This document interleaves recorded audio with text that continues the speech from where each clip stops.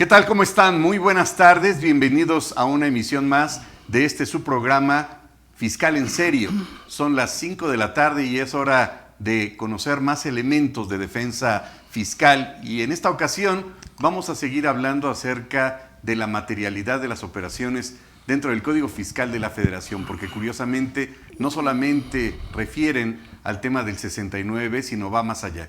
Y en esta ocasión nos hace el favor de acompañar el licenciado en Derecho Gabriel Suárez Ustarroz, quien es un excelente fiscalista y un excelente amigo también, y vamos a compartir pues algunos de los temas que valen mucho la pena compartir con ustedes. Bienvenido, Gabriel, a tu programa. Doctor Raúl, es un honor para mí estar el día de hoy compartiendo este foro, esta entrevista o plática que podemos llamarle así. Esperemos que podamos dilucidar algunos temas más allá de lo que platicamos la última vez, pero hay muchos puntos que quedaron pendientes de comentar. El tema da para mucho más. Sin embargo, esperemos que en esta ocasión las preguntas también nos retroalimenten y nos lleven a un buen fin.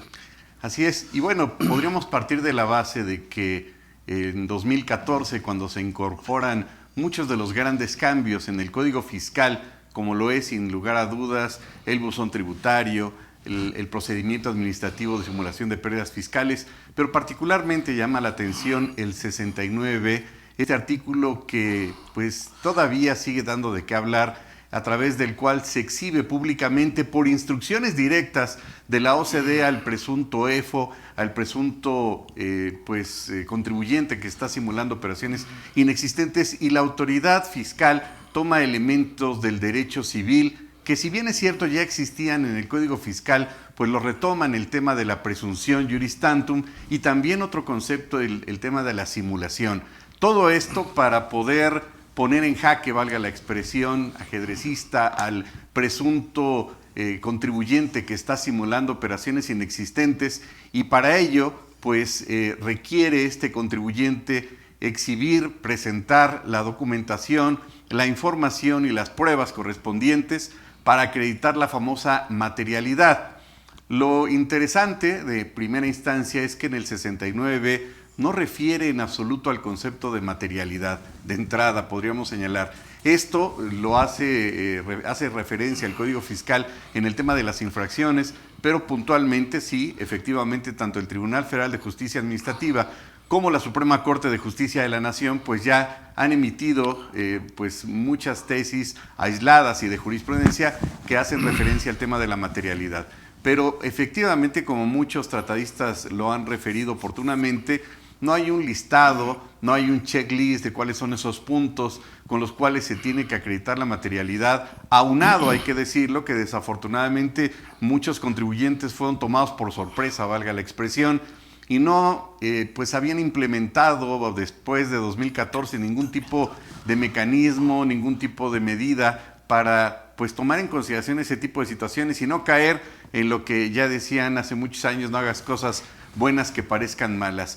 ¿De qué elementos va a partir, diría yo, Gabriel, de qué elementos debe partir el contribuyente para considerar cuál debe de ser la materialidad? Porque al final del día podríamos caer en un punto subjetivo de parte de la autoridad en la interpretación. Claro, es importante, doctor, que comentemos y realmente platiquemos más del tema sobre la definición de materialidad que podemos encontrar ya en las disposiciones fiscales. Como bien lo apuntas, no hay una definición oficial de la materialidad. Algunas interpretaciones que ha dado la Suprema Corte en relación a la materialidad, pero más que nada una definición práctica de la materialidad de operaciones, este término tan socorrido por las autoridades, yo la consideraría como aquellos actos que vienen a demostrar que en efecto se realizó una operación comercial entre dos sujetos: un comprador, un vendedor, un prestador de servicios, alguien que contrata los servicios. Y documentándome más aún en relación al tema de la materialidad de las operaciones en la materia fiscal, hace algunos años podríamos decir: ¿por qué cuestionarnos la materialidad de las operaciones cuando simplemente se expedía una factura y nadie la cuestionaba?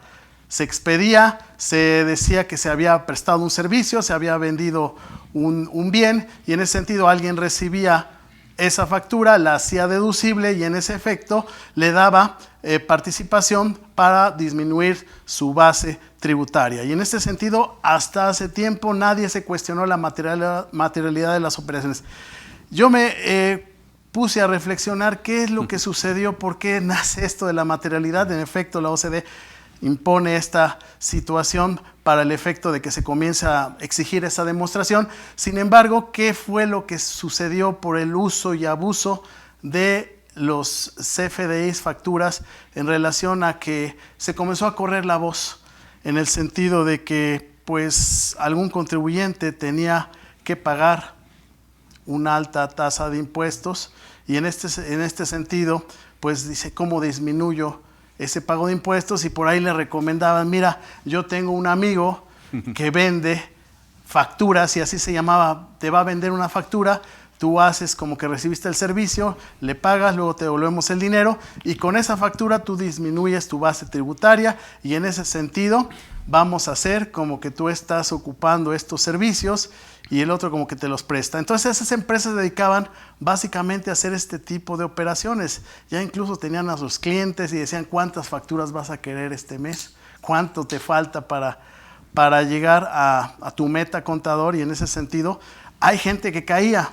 Hay gente que en efecto decía, pues sí, yo quiero disminuir mi pago y voy a comprar literalmente la factura porque no recibía ni el servicio ni el bien. Y el otro pues le expedía una factura que tampoco amparaba ningún servicio, simplemente era la expedición de ese comprobante fiscal. Y con eso ya se incluían a dos personas, un vendedor y un comprador. Y en ese sentido hoy calificado como EFO y EDO. Y yo me comentaba o me preguntaba concretamente, ¿por qué nace esto de la situación de la venta de las facturas? Bueno, ya lo hemos platicado, pero porque había gente que se prestaba a esta situación.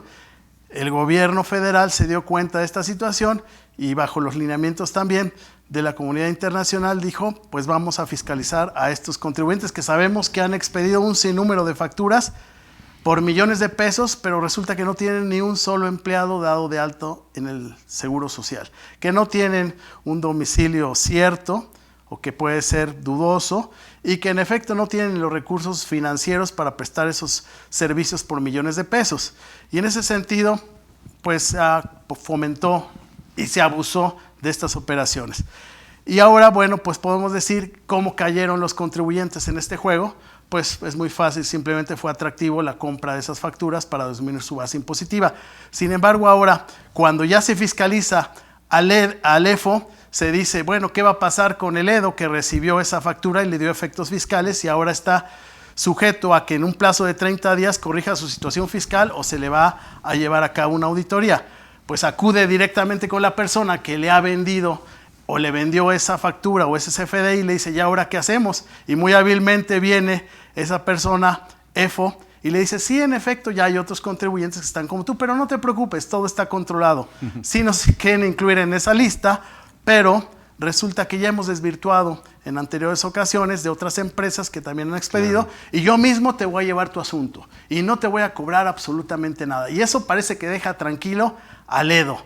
Y le dice, bueno, está bien, ya me va a arreglar esta situación quien me vendió ese comprobante. Y le va a inventar la materialidad. Y entonces volvemos aquí, doctor, a lo que usted dice, comienzan las mentiras.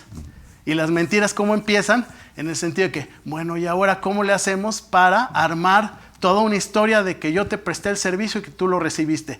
Y en ese invento de historias se llevan al baile, como podemos decir coloquialmente, al contribuyente o al EDO, y le dicen, ¿sabes qué? Pues ahora tú vas a decir que recibiste esto, firma estos contratos, vamos a darles este maquillaje, vas a firmar, hacer estas bitácoras, entonces te vas a inventar que este curso lo tomaron 10 personas, que a esas 10 personas también tienes que decirles que recibieron el curso y los involucras. Entonces viene una serie de mentira tras mentira tras mentira. Y lo que yo siempre he dicho en este caso es que es muy fácil demostrar la materialidad de las operaciones cuando efectivamente existieron. Cuando no existieron, iniciamos con esta serie de mentiras y es donde decimos, ¿cómo creamos la materialidad? ¿Cómo le hacemos?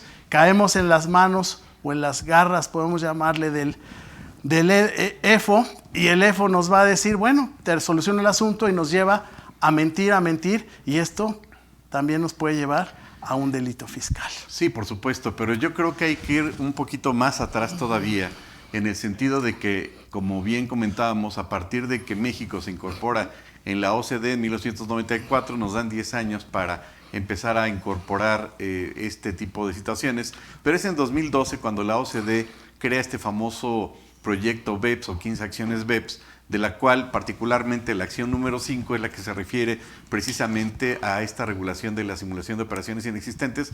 Pero es bien importante recordar y señalar al auditorio que la política fiscal hoy por hoy de nuestro país no se maneja por un partido morado, verde, amarillo, azul, sino por un organismo supranacional, la Organización de Cooperación y Desarrollo Económico. De tal suerte entonces que, si bien es cierto, establece las directrices, le da ese libre albedrío, esa posibilidad de que vaya adecuando conforme así lo requiera el propio país o jurisdicción, esas nuevas directrices, por llamarlo de alguna manera. Y tan es así que, por ejemplo, por dar una referencia, Costa Rica, que si bien es cierto está en proceso por ingresar a la OCDE, ya incorporó muchas de las acciones BEPS, y por dar una referencia, este tema de la simulación de operaciones lo manejan a través de multas. Es curioso, ¿no? Por otro lado, el tema de exhibir al contribuyente vía diario oficial de la Federación o vía página de internet del SAT, como ya lo apuntábamos la sesión anterior, pues así lo consideró el legislador, así le pareció lo correcto. Pero en el 134 pues no existe notificación de diario oficial ni de página del SAT, por ejemplo, ¿no? Como una forma de notificación en materia fiscal. No obstante esto, la autoridad pues lo ha adecuado a su manera, lo ha tropicalizado, por llamarlo de alguna forma, considerando que este tipo de medidas pues van a inhibir, van a reducir y ojalá eliminaran este tipo de prácticas. Y si nos remontamos hace 10, 15, 20 años, pues recordaríamos que se hacían estos grandes congresos de fiscalistas y daban ahí los gurús sus nuevas claves y demás, que al final del día se reducían en mucho a la compra-venta de facturas. Y efectivamente, como dice el licenciado Gabriel, pues la gente caía en esa tentación de caer en una, en dos o en tres facturas, total no iba a haber ningún problema, y esto a la larga se volvía una bola de nieve, y como bien lo refiere el licenciado Gabriel, pues no se puede acreditar lo que no existe, así de sencillo. Esa idea, esa leyenda, esa historia urbana, entre comillas, de yo te voy a crear la materialidad, pues suena muy romántico, suena muy bonito, pero en la práctica es un riesgo que pone en peligro a la empresa y en un riesgo evidentemente de orden penal. Aquí en este contexto, pues el contribuyente tendría que tener ya un sistema previamente establecido. Qué mejor que pudiera ser el compliance para poder tener a la mano todas esas constancias, información e incluso documentación adicional para poderla tener a la mano y no a la inversa, ¿no? No como se hacen las cosas en México. Primero sale el Metrobús y después se asfalta la calle, primero se saca la ley de acceso a la información y luego se organiza la información. No, tendríamos que tener pues todo en orden para que en cualquier momento pues la autoridad que llegara a requerirle al contribuyente este tipo de situaciones lo tengan a la mano, porque también hay que señalar que, si bien es cierto, existía el fútbol y también la otra práctica de compra-venta de facturas, no solo en México, sino a nivel internacional. Hay casos muy sonados en Alemania, en Italia, en el continente africano, bueno, en todas partes del mundo, como dicen, se cuecen habas. México no fue la excepción. Pero en este contexto también hay que señalar que aun cuando en ocasiones el contribuyente cumpla con todos los requisitos, pues la autoridad parte de la base de presumir que todos los contribuyentes son defraudadores, son simuladores, están, o como ahora se les llama, bueno, desde una perspectiva muy despótica, pues los famosos factureros. Pero como dicen, agarrando parejo a todos los contribuyentes, en el sentido de que el principio de inocencia parece que en la materia fiscal todavía no aparece, todavía no existe.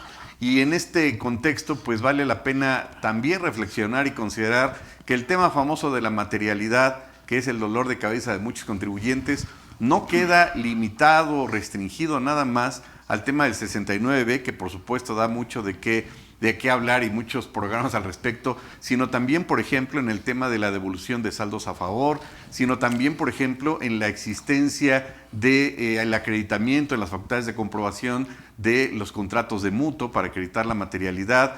También en este contexto, en la verificación del domicilio fiscal, también es necesario acreditar la materialidad. Entonces, no nos acotemos, no nos restringamos a considerar que la materialidad, si bien es cierto en esa reina de facultades de gestión, pues es en donde más se plasma esta obligación del contribuyente de acreditar, de demostrar la existencia de esos actos jurídicos, porque también hay que referir que en el 69b la autoridad está descalificando la existencia de un acto jurídico. Realmente la autoridad fiscal tiene facultades para valorar o determinar la inexistencia de un acto jurídico entre particulares. Pues ya hemos comentado que el Código Fiscal no establece precisamente ese derecho de una autoridad administrativa, sino es de un órgano jurisdiccional. Pero yo creo que el ámbito, el campo referente a la materialidad, si bien es cierto, parecería nuevo en el tema del 69, pues también tiene otro tipo de aristas, otro tipo de escenarios. ¿Qué opinas, Gabriel, al respecto? Fíjate, doctor Raúl, que has tocado un tema, un punto muy neurálgico en este tema, y hablabas de la presunción de inocencia. Yo creo que la presunción de inexistencia de operaciones está sobre el principio de presunción de inocencia. En este caso, yo creo que la presunción de inocencia no existe o queda muy por debajo de la presunción de inexistencia de las operaciones. Y lo que tú has mencionado es algo muy cierto también, en el sentido de que los efectos fiscales que le está dando el EDO a ese CFDI o ese comprobante fiscal son cuestionados. ¿Qué facultad tiene la autoridad para cuestionar ese acto jurídico? Y en este sentido, no por el simple hecho, ya muchos piensan, bueno, ya expedí el CFDI, ya el otro lo recibió, ya, la operación ya tiene materialidad, ya es válida, ya está reconocida por la autoridad. Bueno, siempre pudo haber sido fiscalizada, pero no desde el punto de vista de materialidad. Tal vez hablábamos antes de esto de la materialidad sobre lo indispensable que pudiera ser el servicio que se había contratado para la deducibilidad. Perdón que te interrumpa, pero no es suficiente el contrato, eso hay que dejarlo en claro. Porque muchos contribuyentes dicen, bueno, ya tengo el contrato, ya la hice, ya con eso cumplo. No, falta toda la cadenita de todos los demás actos que acreditan la existencia de ese acto. Perdón que te interrumpa. Así es, y en ese sentido tienes razón, hablábamos de esa materialidad, pero más allá de este CFDI expedido, la autoridad cuestiona lo que encierra en sí el CFDI, y en el sentido de que sí se recibió el servicio o no se recibió el servicio.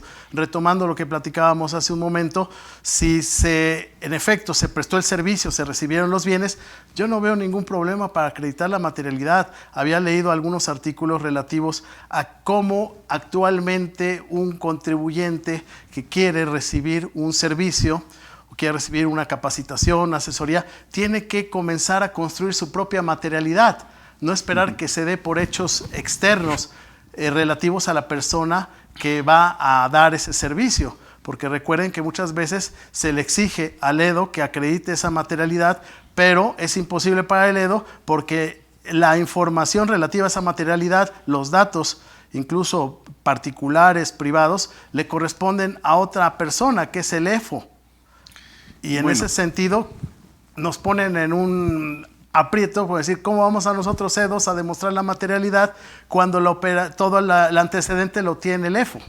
Bueno, la misma Corte ha establecido y ha señalado tristemente que se trata de dos procedimientos, como si fueran dos procedimientos aparte que no están interrelacionados, situación que es completamente falsa con la pena. ¿Por qué? Porque esta operación involucra a estas dos partes. Pero yo me iría todavía más atrás y me iría a 1928, al Código Civil Federal, que creo que ya habíamos hecho algún comentario al respecto en el programa anterior. Y recordemos que hay veces que damos por cierto actos de la autoridad, consentimos ciertos actos de la autoridad, y no es el caso también, pues, y es el caso más bien del 69, que en su primera parte refiere que la autoridad va a presumir la inexistencia de estas operaciones. Recordaríamos, como una simple mera referencia muy breve, muy sencilla, que el Código Civil copia los elementos de la teoría francesa y alemana del acto jurídico y del negocio jurídico. Esto es un punto elemental en la materia de derecho y que se ve en los primeros semestres en derecho civil. Y recordaríamos que para que se den los elementos de existencia del acto jurídico se requiere primero la voluntad de las partes. que tengan la capacidad, la licitud en el objeto y la solemnidad. No todos los actos jurídicos requieren solemnidad. ¿Cuáles sí requieren solemnidad? La compra-venta de inmuebles, la donación y por ahí me falta otro, la compraventa, la donación y bueno, por supuesto el matrimonio. El matrimonio que requiere civil, cierta solemnidad para su validez. Solamente esos 3 contratos requieren esa solemnidad. Fíjense, lo que prevalece en el Código Civil de 1928 en nuestro país es la voluntad de las partes, que era finalmente la teoría francesa. Y la teoría francesa establece que lo que importa es lo que acordaron las partes. Y se puede plasmar o no en un documento. Puede ser que celebremos un contrato de compraventa, de que yo te venda un vehículo, lo hacemos verbalmente y tendría validez. Segundo, claro, lo podemos hacer en WhatsApp, tendría validez. Y en este contexto, estos 3 elementos que repetimos, la voluntad de las partes, la capacidad, la licitud en el objeto y la solemnidad, son los elementos de existencia, no hay que perderlos de vista, bajo la óptica y la perspectiva del derecho civil. Entonces, el Código Civil nunca dice el activo, el personal y la infraestructura. El activo, el personal y la infraestructura, perdónenme, señores legisladores, no son elementos de existencia del acto jurídico, serían elementos que en todo caso podrían implicar que la nulidad relativa o la nulidad absoluta. Pero ahí no acaba la historia, porque el Código Civil Federal previene que cuando exista un perjuicio al fisco federal, a través de una simulación de acto jurídico, la autoridad podría promover a través de la Secretaría de Hacienda y Crédito Público un juicio ante una autoridad, un juez o una autoridad jurisdiccional en materia civil para demandar que la nulidad absoluta o la nulidad relativa. Entonces, ahí chocamos contra pared porque decimos, entonces, pues no le corresponde a una autoridad administrativa valorar, determinar la validez de un acto jurídico. Y peor aún, el activo personal e infraestructura no forman parte de los elementos de existencia del acto jurídico. Entonces, tristemente, la Suprema Corte de Justicia de la Nación pues ha hecho caso omiso de esos elementos, no lo ha considerado. Y el segundo punto que, para cerrar este círculo, que tomó en consideración el Código Civil Federal de la teoría de la teoría alemana de 1928, es el negocio jurídico, que se puede transformar en un contrato. Y ahí está el tema. Sin embargo, pues vemos que de lo que regula el Código Civil en relación con lo que pretende o ha llevado a cabo la autoridad para descalificar o no validar o determinar la inexistencia del acto jurídico, parece que no tiene nada que ver, parece que estamos hablando de 2 países distintos, ¿no? ¿Cómo ves? Así es, y has tocado un tema otra vez muy sensible, y vamos a tener recordar la definición clásica de la compraventa, que es el acuerdo entre precio y cosa, acuerdo de voluntades entre 2 sujetos. Y en este sentido, sin vicios del consentimiento, sin error, dolo o mala fe, el contrato es perfectamente válido. Sin embargo, ahora tenemos elementos externos, como bien lo señalas, para acreditarle a una autoridad la materialidad de esa compraventa. Bueno, aquí habría 2 elementos. Dice el Código Civil, aunque no esté entregada la cosa, ni satisfecho el precio, se entiende celebrar el contrato. Hasta ahí podríamos entenderlo, pero hay que recordar que en 2016, si no me equivoco, se emitió una tesis de jurisprudencia de parte de la Corte que ya habla acerca de la fecha cierta. Y la fecha cierta implica entonces que complemente todo lo que estamos señalando y que además de la voluntad de las partes tenga que existir ahora sí un contrato con fecha cierta. Pero ese sería uno de los elementos, diríamos, a través de los cuales se acredita la existencia de ese acto jurídico, que en materia civil pues no le llaman materialidad, serían algunos de los elementos de validez, por supuesto, y recordaremos que es el artículo 81 del Código Federal de Procedimientos Civiles, que establece una premisa fabulosa, heredada, derivada directamente del derecho romano, que establece: el que afirma está obligado a demostrar.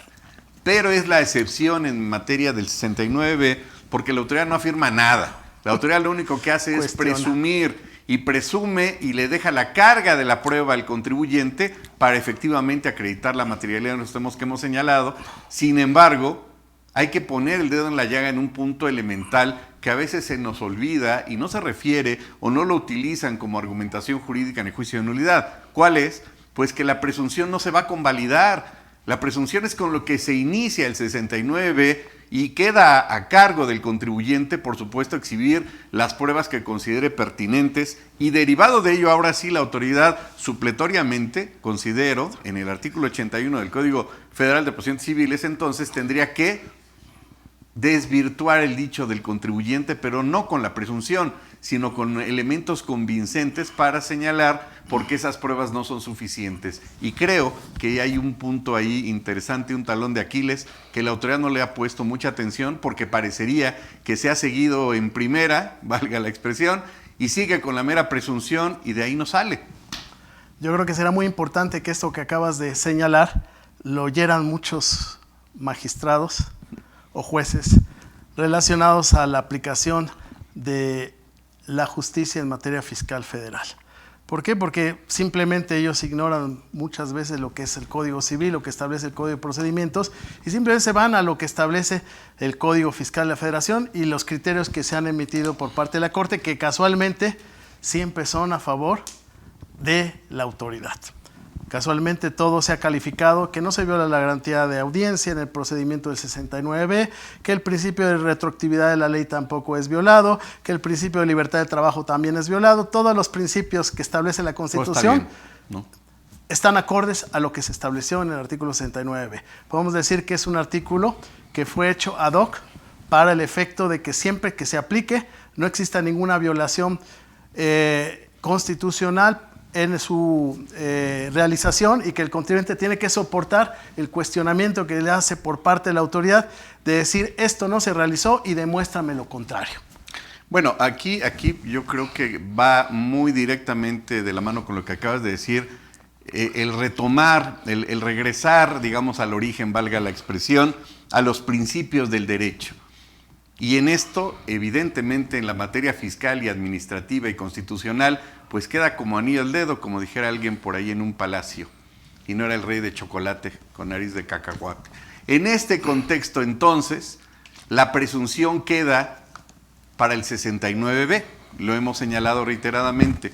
Pero ¿qué sucede cuando la Corte le otorga ese salvoconducto, valga la expresión, le facilita a la autoridad administrativa, oye, puedes practicar la determinación de la inexistencia de operaciones a través de las facultades de comprobación? Excelente.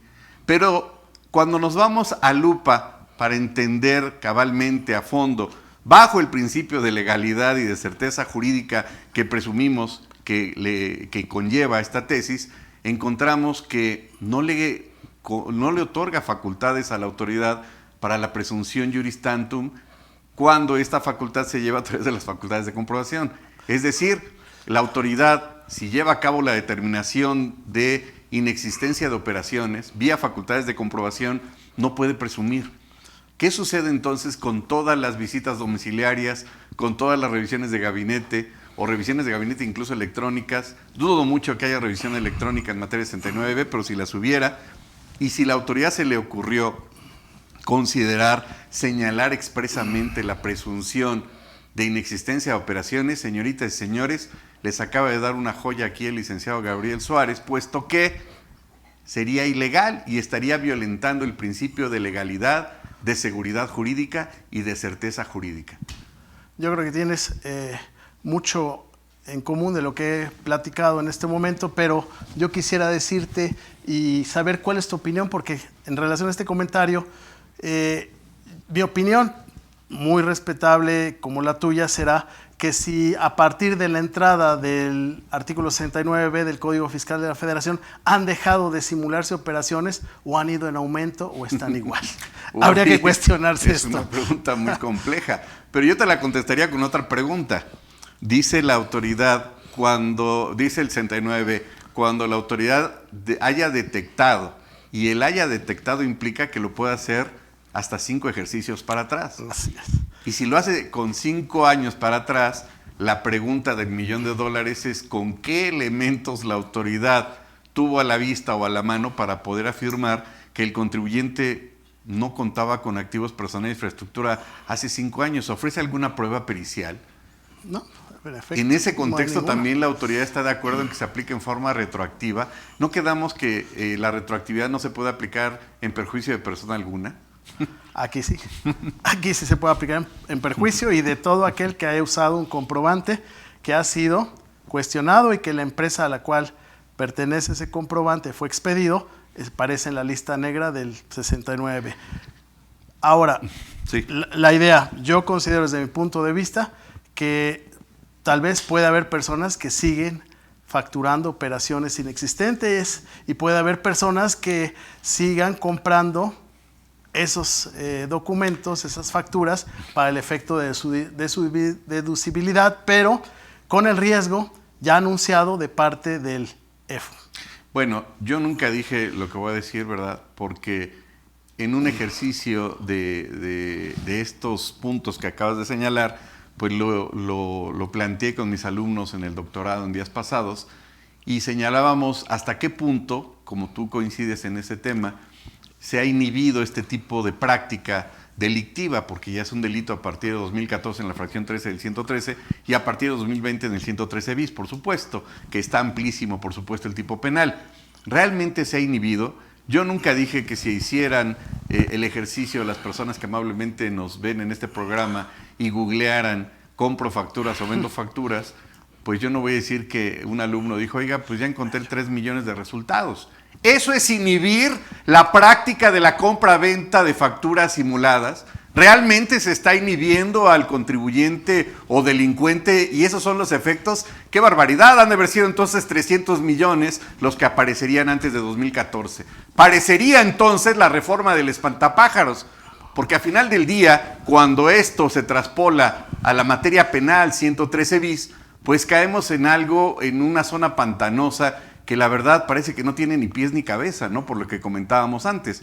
Esta novela de terror se va ampliando y no solamente va a estar el EFO, va a estar el EDO, sino también recordaríamos que el 113 bis pues ya refiere a aquella persona que anuncie o que compre por vía electrónica las facturas y además pone un agravante para los funcionarios públicos que entre comillas estén llevando a cabo este tipo de prácticas. Claro, que si un funcionario público, que ya sabemos que eso no pasa en México, eso ha pasado en Zimbabue, en otras latitudes, ¿verdad? ¿En dónde más? Bueno, pues realmente no le va a afectar porque ese funcionario público o exfuncionario público pues ya está en otra latitud, ya está en Hawái echándose una copita y como que ya no le afecta. A final del día entendemos que utilizan testaferros y la misma exposición de motivos de 2013, donde viene precisamente las razones por las cuales se lleva a cabo la reforma o la creación más bien del 69, que por cierto carece de proporcionalidad y razonabilidad en los términos que ha emitido la Corte,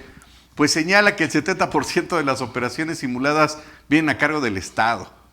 Eso es un balazo en el pie terriblemente señalado por las autoridades, ¿no? En relación a este tema, en la anterior charla nos preguntaban qué hacer en este sentido cuando se pedía una cantidad precisamente por empresas pertenecientes a alguna administración pública. Y desafortunadamente en este camino del 69 encontramos de todo, tanto empresas públicas como empresas privadas. Pero yo quisiera tomar el caso en el sentido de que, sin duda alguna, la autoridad ya ha detectado a la mayor parte de factureros, a los que realizaban operaciones de manera grotesca. Y no dudo que ya estén en la lista del 69 de manera definitiva al no poder haber desvirtuado esa presunción de inexistencia de sus operaciones. Sin embargo, creo que en este sentido el trabajo ya se ha hecho por parte de la autoridad y bien por la autoridad para los que en efecto expidieron esas facturas, gozaron de esos beneficios ilegales por haber expedido esas facturas de operaciones inexistentes y creo que en este caso ya se han ejercido las acciones penales correspondientes. Sin embargo, aquí hay otro cuestionamiento que yo quisiera poner en esta mesa en relación a quiénes van a afectar penalmente a esos EFOs, pues son las personas que son los representantes legales de esas empresas. Y estos señores pues hábilmente no se pusieron como representantes legales de esas empresas, pusieron al empleado, a una persona que de bajos recursos, que le dijeron que le iban a dar una cantidad de dinero si aparecía en esta sociedad como representante, y esos desafortunadamente son las personas que están sufriendo las consecuencias penales de haber expedido esos comprobantes sin haber demostrado la materialidad de esas operaciones y sin haber desvirtuado esa presunción de inocencia, de inexistencia, perdón. Y ahora, en el sentido de los EDOs, aquellos que le aplicaron efectos fiscales, yo creo que la autoridad está fiscalizando a todos ellos porque en primer lugar fue muy difícil que en 30 días a partir de la publicación corrigieran su situación fiscal y yo creo que más bien fue a través de esas revisiones profundas que les llamaron, que ya platicaremos de las revisiones profundas, y les llamaron, ya detecté que tienes comprobantes que les diste efectos fiscales y que amparan operaciones inexistentes. Si no quieres que te audite, corrígete. Viene el contribuyente, después de esa revisión profunda, no se corrige, viene la auditoría y ahora sí, para la consecuencia de haber dado efectos fiscales a esos comprobantes que bien sabe el contribuyente que compró esas facturas, la consecuencia será para él una auditoría y un crédito fiscal millonario que va a ser muy difícil defender en un tribunal porque volvemos a las mentiras. ¿Cómo va a defender el contribuyente que no recibió ese servicio, pero dice que sí lo recibió? Pues a través de mentiras, creando una materialidad que no existe y la autoridad pues no es tonta en ese sentido y no se lo va a creer.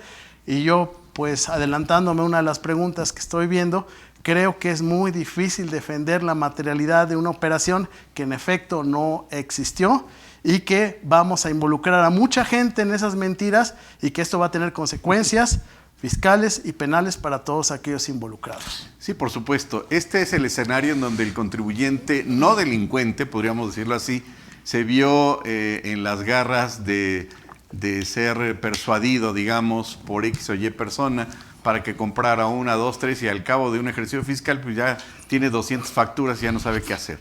Sin embargo, también podríamos señalar otros 2 escenarios en donde el contribuyente sí recibió los bienes, sí recibió los servicios, pero el 80 o el 50% de los demás servicios que prestó este presunto EFO, pues fueron simulados.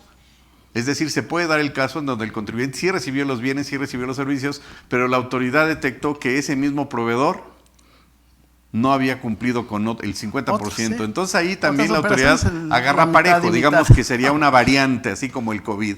Otra también, en donde el contribuyente cumplió con todo, recibió los bienes, los servicios, pero pues el presunto EFO se divorció, se peleó con los socios y está ilocalizable. O simplemente llegó el notificador, tocó una vez, nadie me abrió, ya me voy de aquí, ilocalizable. Ya con eso es suficiente. Otra variante puede ser que en el ejercicio de las facturas de comprobación, pues la autoridad vio que había 4 empleados y dijo, no, yo considero que debió haber habido 20. ¿Por qué? Pues porque mis pantalones. Aquí no me vengan con que la ley es la ley. Aquí debió haber 10 empleados y hay 3. ¿Con base en qué elementos de expertise la autoridad determina una presuntiva o una presunción cuando evidentemente no se le da a conocer esta presuntiva? ¿Por qué razones, por qué elementos? Simplemente la autoridad dijo, pues yo vi 20 empleados y para mí que esta empresa debía tener 40 empleados. Sí. Terrible. Raúl, y yo estoy de acuerdo en este sentido. Yo creo que la autoridad ya, habiendo fiscalizado a todos estos CEFOS, yo creo que ni siquiera acabaron el procedimiento del 69B y antes de eso se fueron. Simplemente o habían abandonado ya el domicilio o se fueron o nunca estuvieron localizados esos CEFOS. Y el problema para mí y lo trascendental de esta plática es para los EDOs. Aquellos que le dan efectos fiscales o le dieron efectos fiscales a esos comprobantes son los que se quedan con el problema. Claro. El EFO ya se fue, el EFO ya creó otra empresa. El EFO no tiene nada que perder. Sí, el EFO no tiene nada que perder. El EDO es el que se queda con el problema y ahora dice, ¿a quién le reclamo? Y en caso de que encuentre al EFO, le va a decir, como ya les comenté, el EFO le dice, yo te arreglo el problema, no te preocupes, y le dicen que le van a ganar el juicio y le van a ganar Se va todo. a parecer un poco a las elecciones que vienen, ¿no? Porque se va a alimentar de puras promesas. Así es. Y va a quedar satisfecho con puras promesas. Y al final del día le dejan el problema al famoso EDO. Pero aquí viene también otra situación que sabemos que el modus operandi del famoso EFO pues es que siempre tiene testaferros. Y va a poner gente, como bien apuntabas, pues de escasos recursos, o que cínicamente corre el riesgo y dice, está bien, pues me van a pagar tanto por ser el representante de una empresa inexistente, no hay ningún problema, etcétera, ¿no?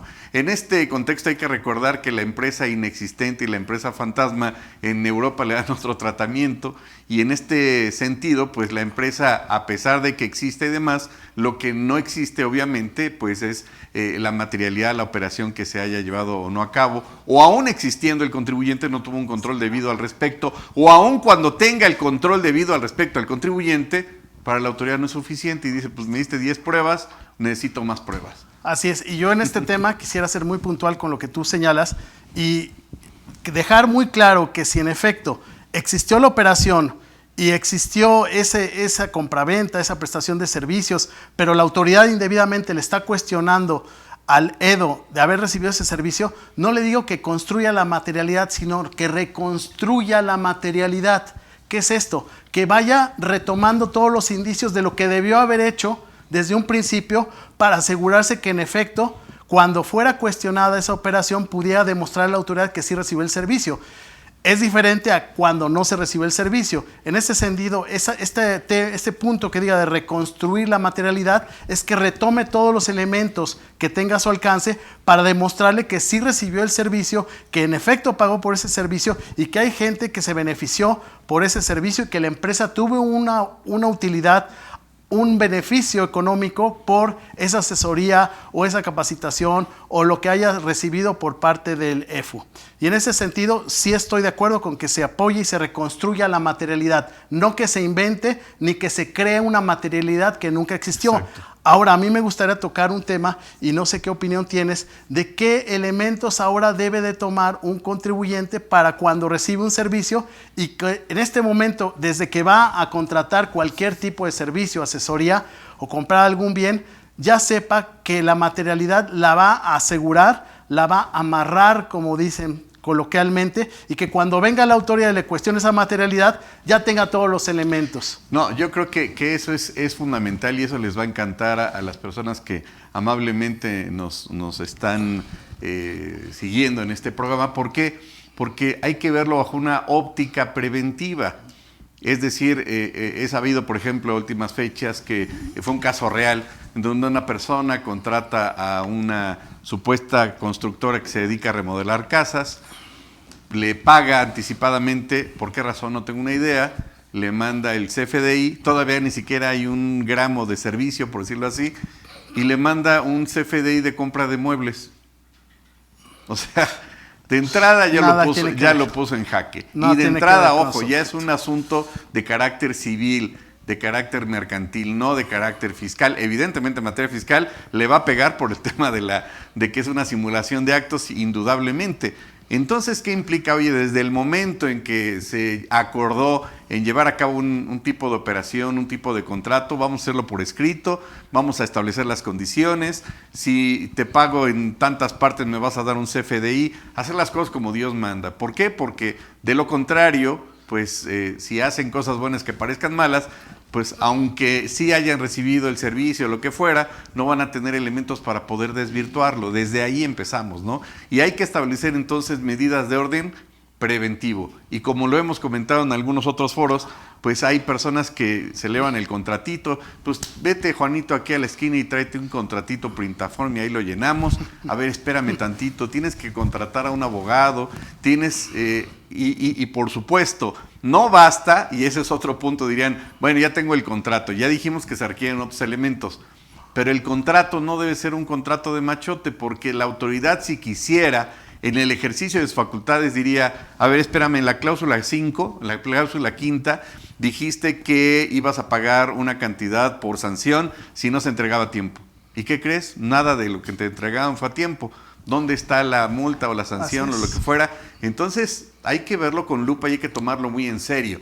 En otro escenario, en otro contexto, comentábamos que hay jurisprudencia de la Corte que establece que los contratos de mutuo, pues no basta con que las partes hayan acordado verbalmente, lo tienen que establecer por escrito, tienen que establecer las transferencias, tiene que existir también en ese escenario, en otro contexto, digamos, también la materialidad. Entonces, todo esto implica a que necesaria y forzosamente el contribuyente, particularmente las personas morales, pues tengan todo un procedimiento a seguir, todo un protocolo es la palabra, si es posible el compliance, para que no les agarre la sorpresa o las prisas, o con viejas prácticas como cuando llega la auditoría y bueno, los documentos los tiene Juanita y Juanita pues no vino, tiene diarrea, entonces a ver, si viene el lunes, pues ¿por qué no vino Juanita? Entonces hay que acabar también con esas malas prácticas y hay que recordar que también Así como la mala hierba, han crecido también malas prácticas de la autoridad, verbigracia, las llamadas telefónicas. Hazme el reverendo favor, en donde la autoridad le está hablando por teléfono al contribuyente para señalar fecha, para pedirle documentos. En el 134 del Código Fiscal todavía no existe la fracción de la notificación telefónica. Y la mala práctica yo creo que es de ambos lados, porque el contribuyente le contesta y se amedrenta y se pone nervioso y le hace caso. Pues yo puedo decir que soy el príncipe de África y me van a contestar igual. Por amor de Dios, no hay que caer en esas malas prácticas terribles. Desafortunadamente, muchos contribuyentes han caído en ese escenario como una mera referencia. Hay que tener mucho cuidado, ¿no? Yo creo que sí, en efecto. Y en este momento, yo creo que la mayor inquietud de las personas que nos pueden estar atendiendo a esta plática en este momento es decir, bueno, ya me dijeron el problema, ya me dijeron la enfermedad, ya me dijeron lo que pasó. ¿Cuál es la cura? Ya me dijeron todo lo que ha generado esta compra-venta de facturas de manera de tráfico de facturas de operaciones inexistentes. Pero, ¿qué es lo que debo de hacer a partir de este momento para que la autoridad no venga y me cuestione una materialidad? Llegamos a extremos y vamos desde extremos hasta puntos medios para decir qué es lo que tiene que hacer una persona que quiere contratar un bien o un servicio para el efecto de que, tenga la certeza de que la persona que le preste el servicio exista, exacto, tenga los recursos financieros, materiales, humanos, el domicilio, esté localizable y pueda estar en aptitud de prestar esos servicios.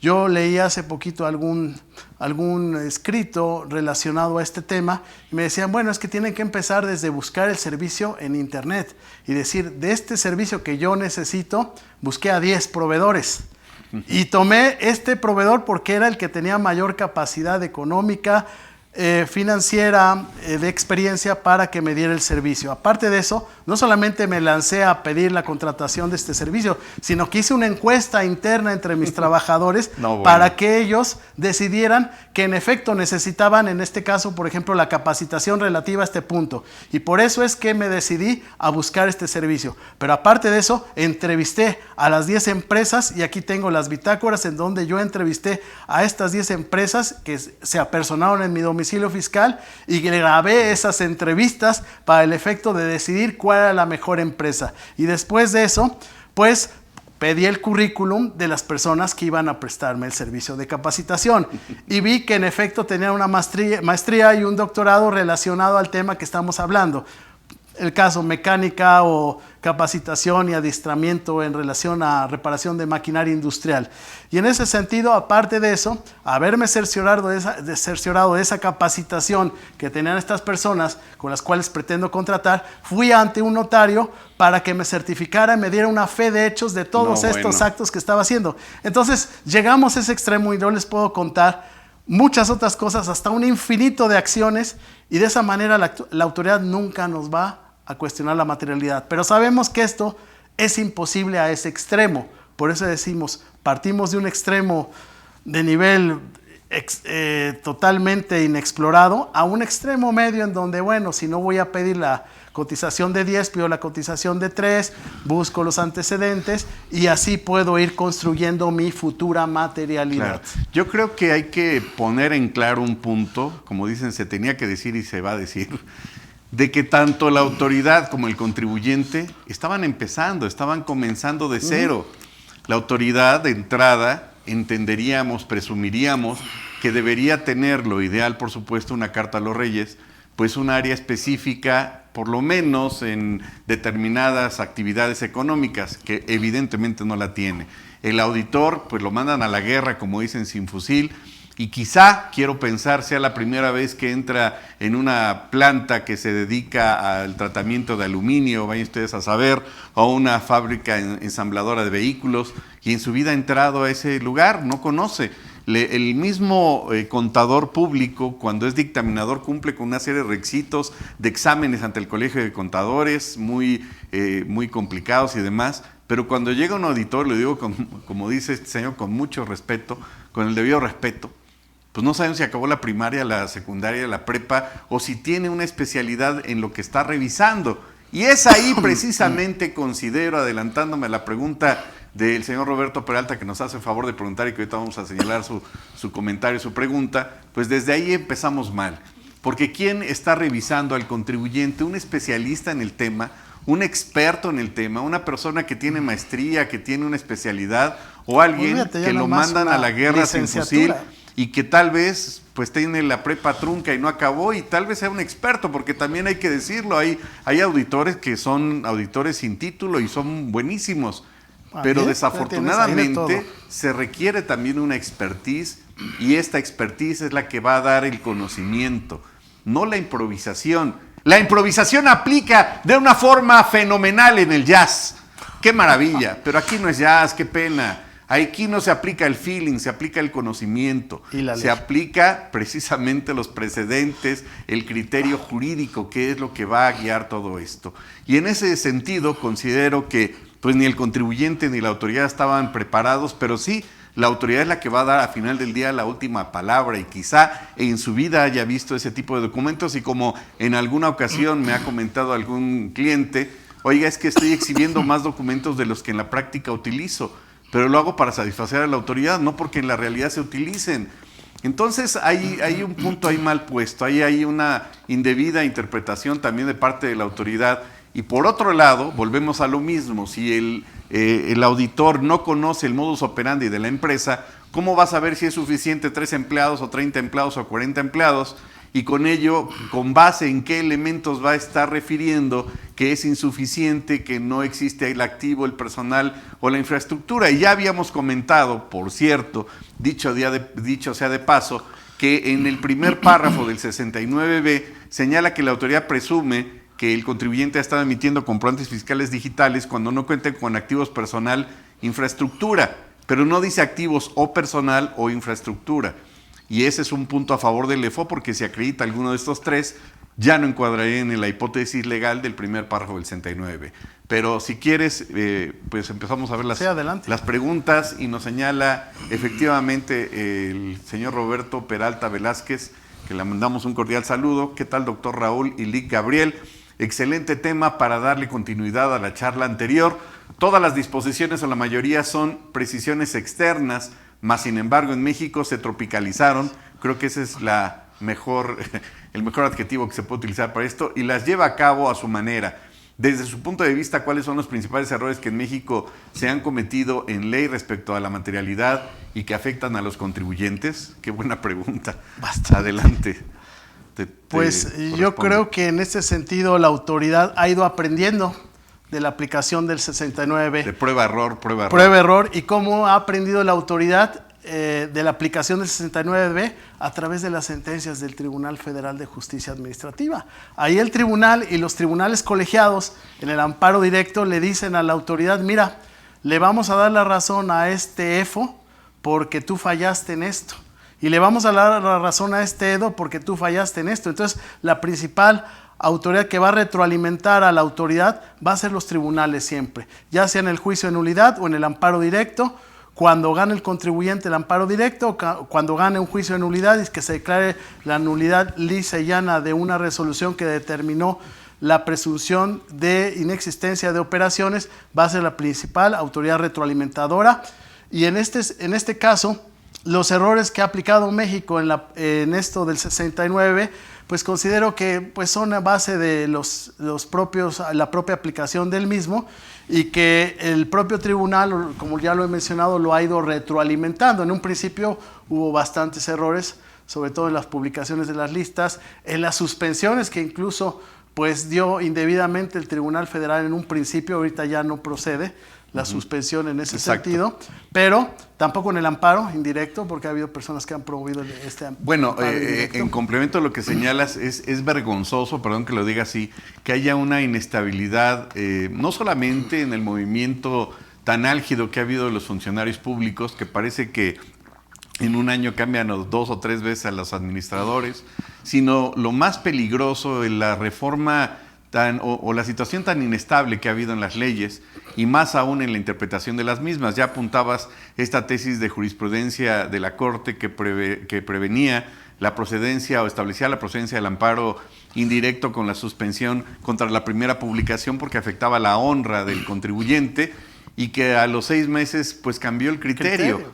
Es triste, he estado en algunos foros de orden internacional y me daba vergüenza y me escondía como avestruz la cabeza porque decían, no creo que haya un país en donde la jurisprudencia dure menos de un año, ¿verdad? No creo que eso pase en Latinoamérica, o no sé si lo decían con sarcasmo, y yo consideraba que se refería a México. ¡Qué vergüenza! El artículo 5A, por dar una referencia nada más, así como muestra, recordaríamos que establecía en su último párrafo en 2020 que no procedían las acciones de carácter penal. Y resulta que al siguiente año, pues que dice mi mamá que siempre sí proceden. Vean la desfavorable modificación, siempre por supuesto en contra del contribuyente, y que genera o implica una inestabilidad jurídica en materia fiscal. Ya quisiera ver esa inestabilidad en las leyes fiscales en Estados Unidos que no se tocan desde hace muchos años. Entonces, pues veamos cómo desafortunadamente todo va de la mano, la autoridad está cambiando constantemente y al estar cambiando, ¿qué implica? Pues que no tiene criterios uniformes. Segundo, que al estar cambiando las leyes también, pues tampoco hay uniformidad y criterios. Y a final del día, todo esto, ¿en qué redunda? En una falta de certeza jurídica para el contribuyente. Nada más. Bueno, pues creo que esa sería la respuesta que consideramos. La siguiente pregunta, Roberto Peralta Velázquez. Antes hay una. Juan Arturo Guzmán Otero. ¿Desde cuándo la materialidad aparece en el Código Fiscal? No, era Roberto.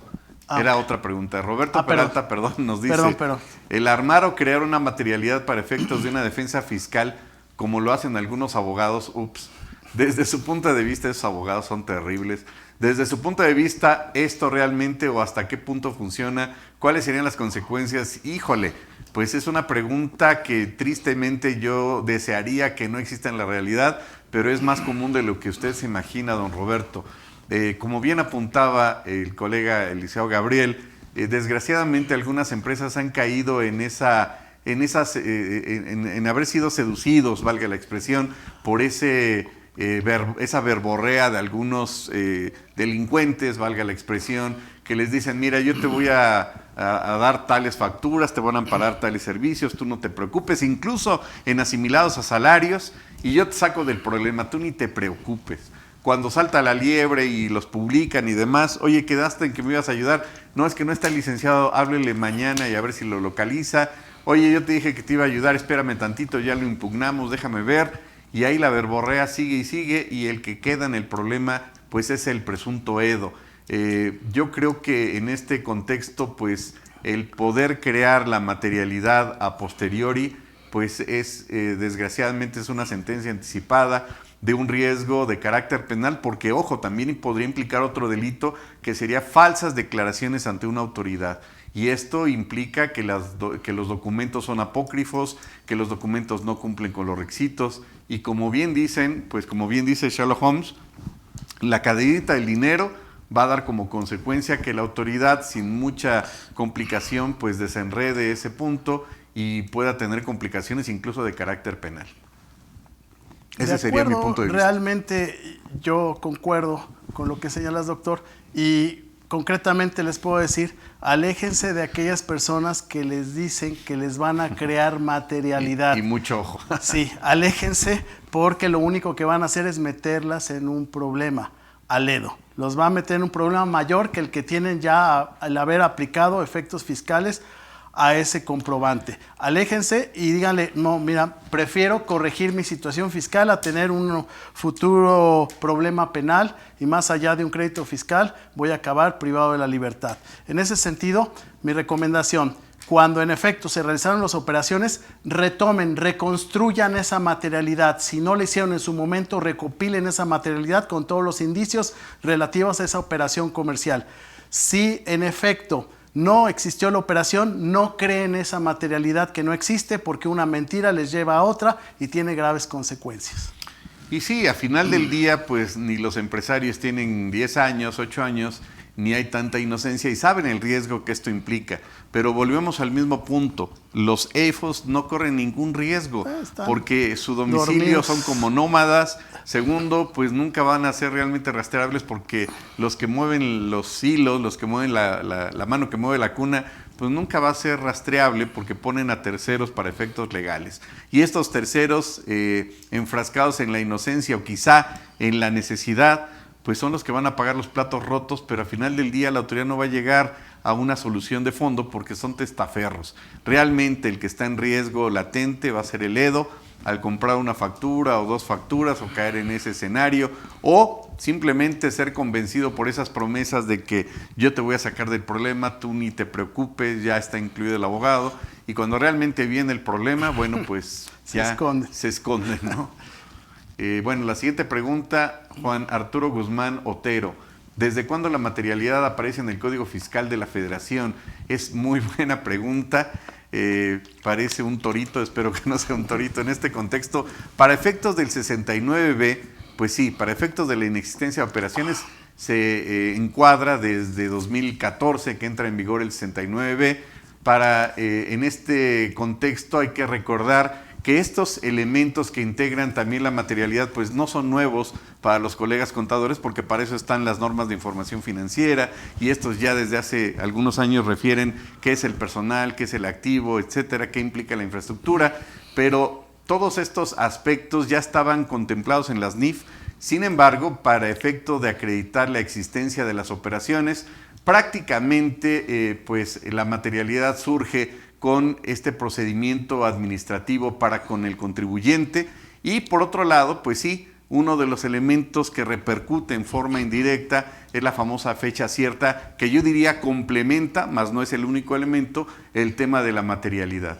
Y con ello, bueno, pues se ve obligado el contribuyente a partir, diría yo, de 2014, de empezar a adecuar su contabilidad, de empezar a adecuar su modus operandi para evitar este tipo de riesgos. Desafortunadamente, pues hemos visto que a nivel empresarial no ha sido un punto en común, un punto generalizado, sino todavía al día de hoy pues siguen existiendo muchos empresarios que no han tenido, digamos, la atención debida para tomar en serio este tipo de cosas por los riesgos que hay, porque incluso aplicando el famoso compliance, igual que en el COVID, nadie se salva. Si todos simplemente es el contribuyente más cumplido de todos, está al día, paga sus obligaciones en tiempo, todo perfecto, y resulta que uno de sus proveedores está ilocalizable y con eso la autoridad inició el 69B, ya con eso es un EDO. Es más, ¿cómo vamos a considerar que el contribuyente puede estar blindado, entre comillas, de ese escenario, si simplemente la Suprema Corte de Justicia de la Nación es un EDO? Ya desde ahí, digo, si la Corte ya es un EDO, ¿qué le espera al simple humano, no? Entonces, bueno, esa sería mi respuesta, Juan Arturo Guzmán. No sé qué respuesta tengas al respecto. Ese sería el contexto de la materialidad. Es interesante que la Corte también al respecto ha referido distintos escenarios sobre el tema de la materialidad, porque le comento, Juan Arturo, que no solamente se remite al tema del 69B, sino también de verificación de domicilio fiscal, cuando el verificador, en términos del artículo 27, apartados del Código Fiscal, le requiera al contribuyente, a ver, acredítame bajo qué carácter tienes este inmueble. Ah, pues lo tengo en arrendamiento o en comodato, ok, me exhibes el contrato, aquí está, no me sirve, no cumples con los requisitos del 10. ¿Por qué? Porque no tiene fecha cierta. Ahí está otro punto en el tema de la materialidad que tiene que ver indirectamente. Otro punto en donde incide la materialidad es el artículo 22. Pide el contribuyente la devolución de saldos a favor, la autoridad le pone una serie de requisitos que cada vez parece que los va incrementando, todavía le da 10 días para que manifieste la autoridad lo que considere, para que aclare el contribuyente. Si está ilocalizable, pues ya no procede nada. Y en ese contexto también la autoridad le puede pedir información, ojo, adicional para aclarar alguna duda que tenga, que puede ser evidentemente, o más bien debe de ser necesariamente, sobre temas de la contabilidad. Y lo puede hacer la autoridad en facultades de gestión, requerirle al contribuyente aspectos de la contabilidad, por supuesto que no sería inconstitucional. Pero ahí también tiene que ver con la materialidad. ¿Por qué? Porque hay una tesis de la Corte que establece que la autoridad, para efecto de verificar la viabilidad de la devolución de saldos a favor, podrá discrecionalmente o no decidir practicar una facultad de comprobación. Y en esa facultad, ¿qué va a hacer? Va a acreditar la materialidad del contribuyente. Entonces vean cómo tiene que ver con el 27, tiene que ver con el 69B, tiene que ver con el 22. Y bueno, así nos podríamos seguir en ese contexto. ¿Por qué? Porque el 17H bis como facultad de gestión en la fracción 34 establece simplemente que si el contribuyente no entrega la documentación que pida la autoridad, ya con eso es suficiente para restringirle sellos digitales. Y esto va a aplicar tanto en facultad de gestión o dentro de las facultades de comprobación. Nada más. Entonces, bueno, pues ahí lo dejaríamos en la mesa, don Juan Arturo, que espero le satisfaga mi respuesta. Don Roberto Peralta, pues agradeciendo su interés y qué amable en sus amables preguntas, nos señala, hablando de materialidad en operaciones normales, sin EDOS y sin EFOS, en una compra de cualquier producto, en la prestación de un servicio profesional, tomando en cuenta que si se dio la operación o la prestación de servicios, ¿cómo demostrar la materialidad? Bueno, pues creo que ya habías comentado al respecto, ¿no? Algo al respecto. Son medidas preventivas. Quizá aquí yo agregaría o complementaría que más vale exagerar la nota y tener mayores elementos. Me quedé con la idea de aquello que comentabas la sesión anterior, de ese contribuyente que llevó 10,000 carpetas en una pick-up o en un tráiler, no sé. Y se las dejó a la autoridad. Eso está maravilloso. Y además, digo, maravilloso en el sentido de que sí previno ese escenario. Y además, como ya lo habíamos comentado también, la autoridad tiene que hacer una relación adminiculada y pormenorizada y relacionada de cada una de las pruebas. Y si el contribuyente le dio 10,000 documentos, la verdad, dudo muchísimo que la autoridad haga una relación pormenorizada, que es su obligación. Claro, y aquí, como dice el doctor Raúl, aquí más vale de pecar en exceso que de ser limitados en las pruebas. La autoridad no nos pone límite de pruebas, podemos llevarle 10,000 pruebas de materialidad y no van a cuestionar esta sí, esta no. Todas las pruebas son admisibles siempre y cuando sean aptas y no contrarias al derecho ni a la moral. Pero recuerden que se pueden ofrecer pruebas en términos del Código Federal de Procedimientos Civiles, es decir, la pericial contable, todas las pruebas. La pericial financiera, como por ahí dicen, dictámenes, la pericial, no sé cómo se llame, pero en materia de cómputo, para que vean que en la aplicación tal del celular tal, ahí está el contrato tal, en sistemas, pericial en sistemas. Es decir, también hay que recordar que el contribuyente puede hacer uso supletoriamente de lo que establece el Código Federal de Procedimientos Civiles para ofrecer todas esas pruebas. Y si hablamos ya de entrada de contratos, recuerden que a partir de diciembre de 2019 en adelante ya existe la fecha cierta. Pero si estamos hablando de un contrato de octubre de 2019 para atrás, no le puede exigir la autoridad fecha cierta porque no había obligatoriedad o vinculación, o no existía más bien la jurisprudencia al respecto. Yo creo que aquí en este caso es interesante y yo les podría contestar, finalizar esta pregunta de manera muy concreta diciendo, defiendan su materialidad desde el principio, sean muy exigentes con el proveedor, exíjanle todo lo que usted se les pueda dar seguridad de que están localizados, que tienen una situación fiscal sana, que en este caso tienen una reputación para prestar ese servicio, que tienen los recursos financieros, materiales, humanos, todo reviértanle la carga a él. Ahorita ellos lo que quieren es contratar, que los contraten, y en ese sentido, pues es el momento en el cual ellos les den la materialidad de la operación, lleven todos estos contratos incluso ante notario, formalícenlos ante notario, fílmenlos, póngales una cámara como la que tenemos en este momento, filmen las operaciones de que se trate, cuando están recibiendo el servicio, guarden esos discos, esos documentos en sistema para el efecto de que cuando llegue la autoridad pequen de exceso de materialidad y no les cuestionen. Yo complementaría lo que dices con esta premisa, ¿no? Todo lo que no está prohibido lo puede llevar a cabo el contribuyente. Entonces, nada me limita o me acota a que yo pueda filmar en ese momento cómo se lleva a cabo el contrato. Los cursos. Nada me puede limitar a que exhiba documentos que regularmente quizá no sean normales en entrega, o tradicionalmente entregables, digamos, ¿no? Y si la otra parte tiene que entregar algún manual o documento, pues no caigan, desgraciadamente, como ha sucedido, en que, pues es que ya me prometió que me iba a mandar ese documento, es que ya pasó un año y no me ha mandado nada. Desde ahí tiene que haber un control específico. Fíjate, ¿no? Que aquí me tocó un caso en el cual el contribuyente, afortunadamente el EDO, tenía hasta los exámenes que les practicó al personal que había recibido la capacitación. Excelente. Y los ofreció como prueba, y eso fue una prueba desde mi punto de vista idónea, en la cual se demuestra que se recibió esa capacitación, que fue apta para realizar un objeto social de la empresa y que benefició a la empresa de manera económica y de manera laboral también.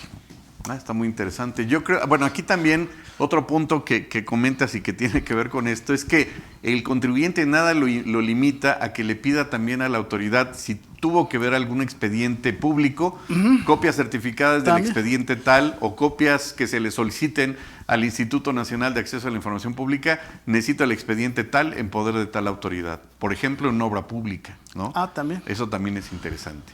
Muy bien, la siguiente pregunta, Juan Arturo Guzmán Otero. ¿Cuánto se paga en promedio al abogado, contador, válgame Dios, para cumplir con los requisitos de materialidad? ¿Son gastos que el dueño no está dispuesto a pagar por considerar exageración? Bueno, Juan Arturo, aquí yo tengo algunas dudas. Yo creo que no es que se le pague, considero, al abogado o al contador, sino son operaciones que sobre la práctica se están llevando a cabo. Es decir, que forman parte de la praxis, del modus operandi. Pero si estamos hablando de que se le tiene que pagar a un abogado para que lleve a cabo la materialidad, híjole, ya estamos entonces en terrenos escabrosos y entendería o quiero pensar que tal vez se refiera a que un tercero le va a llevar a cabo o le prometió que va a llevar a cabo la materialidad. Y cuidado. Y eso es muy delicado porque eso es un delito. Entonces, no quisiera pensar que es para efectos de que este tercero le va a elaborar la materialidad. No sé qué piensas. Fíjate, Raúl, que hace poco comentamos este tema tú y yo, en relación que ahora hay despachos que venden materialidad. Sí, ¿Cómo claro. ves? Sí, claro. Y la ofrecen como si fueran tortas, pepitas, churros. Vendemos materialidad y yo te construyo tu materialidad que no existe y te voy a cobrar, y con esto ya vas a demostrar que sí recibiste una operación. Vas a demostrar la existencia de una operación inexistente. Es lo que te ofrece. Deja comento. Aléjate de esas cosas. Y mucho ojo. Déjenles comento que en días pasados tuve no es cliente, fue un prospecto de cliente, un asunto verdaderamente complejo. Y el contribuyente, pues evidentemente no tenía obligación de ser experto en materia fiscal, por eso lo fue a ver a uno. Y él solito se hacía sus respuestas, estaba muy angustiado, muy preocupado y decía, es que nos va a pasar esto y esto y esto y la autoridad me va a embargar a mí como persona física porque yo soy... Dije, a ver, espéreme, ¿dónde oyó todo eso? Dice, pues lo vi en YouTube. ¿A quién vio? No voy a decir el personaje que es conocido y desafortunadamente, pues mucha gente cae en esos falsos profetas, en personas que incluso se hacen señalar que son doctores, pero doctores dice él, porque dice él que es doctor, ¿no? O dice él que es licenciado, ¿no? Y bueno, me ha tocado ver asuntos en donde hay un personaje que era poeta y de repente ya es doctor en Derecho, o un señor que es saxofonista y ahora ya es doctor en Derecho.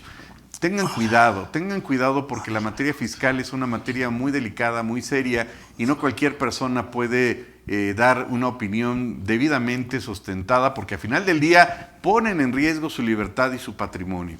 Y este punto de no te preocupes, pregúntame, yo te arreglo la materialidad, y yo la construyo y la hago en 3 días, te hago tu templo y te arreglo todo, no es cierto. Y fíjate que aquí, Raúl, coincido con el tema y la pregunta, que es muy importante, y veo que la misma persona que te vendió el comprobante ahora te quiere vender la materialidad. Sí. Y ahora te va a decir, al rato te va a vender el procedimiento en el cual te defienda penalmente cuando estés privado de la libertad. No, pues se va a desaparecer. Y al rato te va a defender, pues no sé qué, porque ya no va a ver de dónde te va a sacar un punto en común, como algún día decía el señor procurador en una conferencia, pues si ven que tiene las patas de conejo, camina como conejo, tiene orejas de conejo, pues es muy probable que sea un conejo. Es decir, pues no hay soluciones fáciles en la materia fiscal, no hay soluciones muy sencillas, mágicas, y no te preocupes, yo te voy a arreglar el problema y nunca va a haber ningún problema con esto, mira, esta es una solución. De verdad, tengan mucho cuidado, porque a veces, pues, empresarios muy serios han caído en este tipo de garras, valga la expresión. Ahora, ojo, que si usted va a pagar por que le reconstruyan la materialidad, es decir, que le tomen todos los indicios de una operación de la cual no tuvo el cuidado de buscar todos los elementos, es diferente. Aquí sí valdría la pena decir, si es una persona seria, Y si está en tiempo, ¿no? Y si está en tiempo y está en una auditoría, pues vamos a ver cómo retomamos esa materialidad que en su momento no se pidió. Y hay muchas ocasiones que dicen, es que yo ni contrato tengo, pero si recibiste el servicio, pues entonces vamos a tratar de reconstruir esa materialidad hasta con elementos de prueba para el efecto de que ellos puedan decir sí se recibió el servicio, llamar a los propios trabajadores, demostrar que sí recibieron esa capacitación o ese servicio que sí se prestó, y de esa manera una cosa, lo que yo siempre digo, una cosa es reconstruir la materialidad y otra cosa es inventar una cosa de materialidad claro. Que no existió.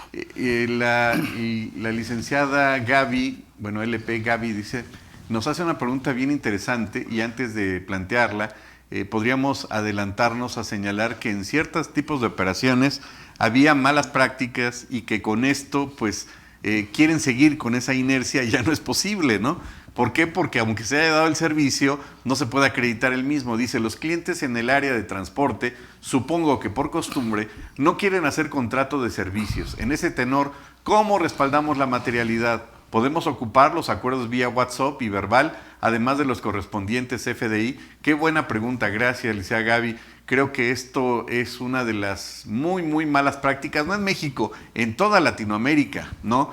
Es que pues fue verbal o el clásico, yo te mando el CFDI, que a veces ni lo mandan, o ya nos pusimos de acuerdo. Bueno, si está respaldado en un documento electrónico, se puede ofrecer esa impresión o esa prueba pericial, ¿no? Para efecto de demostrarlo, eso es importante. Lo más pragmático sería, licenciada Gaby, pues que convenciera a esta persona que hiciera un contrato muy sencillo, fírmamelo aquí, no hay ningún problema. Hay personas que al día de hoy pues todavía tienen ese resquemor de es que me va a auditar el SAT, es que va a haber problemas, es que si firmo me estás metiendo en problemas. Espérame, no, es parte de la práctica, ¿no? Yo creo que hay que cumplir con todos esos requisitos en la medida en que sean los requisitos mínimos, ¿no? Y incluso ha habido casos en el tema de transporte que yo lo veo en lo particular innecesario, en donde se contrata hasta un notario público que da fe de que llegó el camión. ¿Y qué va a decir la autoridad? Pues no me consta que haya sido el transporte, no me consta que esas cajas contengan las computadoras que tú referías. Entonces hay que ver qué medios realmente son idóneos, no estar improvisando, pero concretamente pues hay que o cambiar de proveedor o convencerlo o llevarle el contrato, aunque él no quiera, un sencillito, y con eso tener ese respaldo, porque de lo contrario, a pesar de que tenga el servicio o los bienes, pues la autoridad va a decir no acreditaste la materialidad. ¿O qué opinas? Así es, y coincido en esta parte, como en muchas otras, en relación a la dificultad que tienen las personas que contratan servicios de autotransporte federal de carga, y en este sentido, pues no les quieren dar un contrato porque pues también muchos están de manera muy irregular.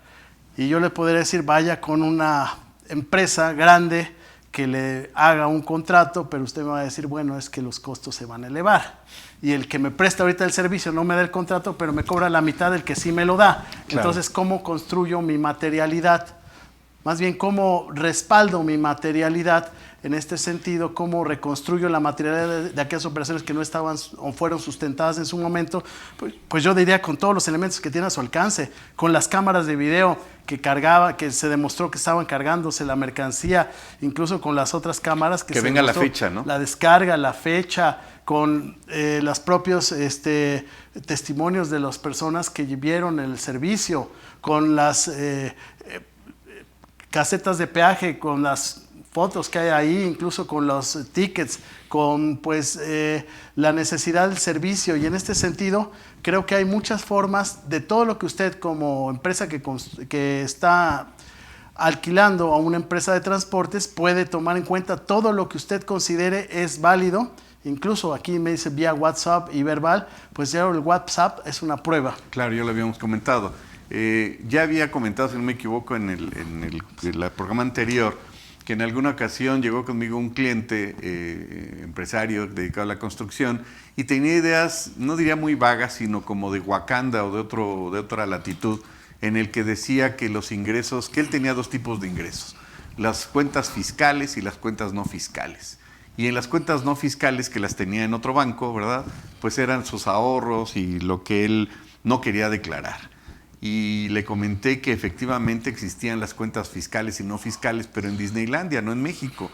Además, él señalaba que se dedicaba a la construcción y que pues una vez acabando una obra, pues pusieron las rejas, pero que el señor herrero, que supongo que era un conjunto de herreros, pues no le querían dar factura. Entonces, pues un amigo de él, un compadre de él, pues le vendió las facturas y ya con eso, a su manera, a su buen saber y entender, según consideraba, que él mismo se daba la respuesta que ya había acreditado la materialidad.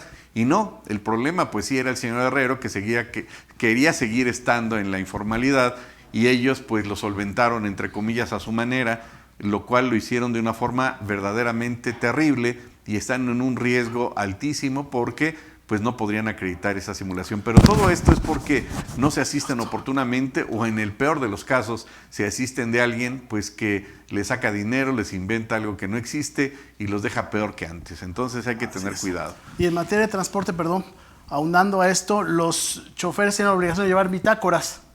Y esas bitácoras se pueden ofrecer como prueba de la materialidad en la materia de transporte certificadas, federal, ¿no? Ante notario, ¿no? ¿Sería? Sí, certificadas, y en este sentido pueden ellos demostrarlo. Excelente. Pero para mí la prueba madre siempre en toda la materialidad va a ser los videos. Pues bueno, habría que aprovechemos ver las cámaras, los videos, y videos no de cámaras de vigilancia, sino videos ad hoc para esas operaciones. Claro, pero eso ya lo prevé el Código Federal de Procedimientos Civiles también, ¿no? Así es. Excelente. Medios electrónicos. Medios electrónicos, 210A del Código Federal de Procedimientos Civiles. Siguiente pregunta, don Roberto Peralta. ¿La operación de los EDOs y EFOS rebasa la propia capacidad de la autoridad? Pues nos queda claro que sí, ya que en un año calendario un EDO realiza operaciones inexistentes con más de 20 EFOS, un EDO sí, con más de 20 EFOS, y estos cada año son diferentes. ¿Qué opinión tienen al respecto? ¿Realmente el más afecto es el EDO al final? El más afectado, ¿no?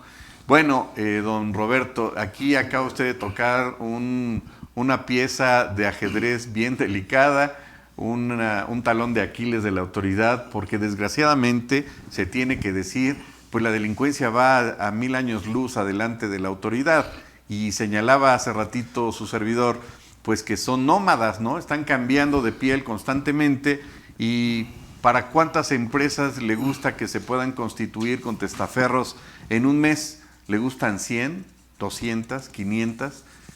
Y en este inter, como alguna expositora señalaba muy molesta y con justa razón en un seminario al cual tuve la oportunidad de asistir hace algunos años, esta expositora llorando decía, es que no puede darse cuenta la autoridad que los contribuyentes más cumplidos son los delincuentes. ¿Por qué? Porque al principio no tienen ningún saldo a favor, no reclaman nada, no impugnan nada, están al día. Casualmente, cuando la autoridad va a verificar el domicilio fiscal, no dice nada. Eso es una coincidencia muy curiosa que salta la liebre cuando vemos el caso de este exgobernador de Veracruz, que fue todo un artífice. Hay que ponerle todo un monumento a este señor, porque fue un artífice del 69, de la simulación de operaciones, que casualmente cuando la autoridad ya descubrió todas esas telarañas que estaban operando, pues se dio cuenta de que había constructoras que estaban en zonas marginadas. Casualmente se dio cuenta de la autoridad ya después de ahogado el niño.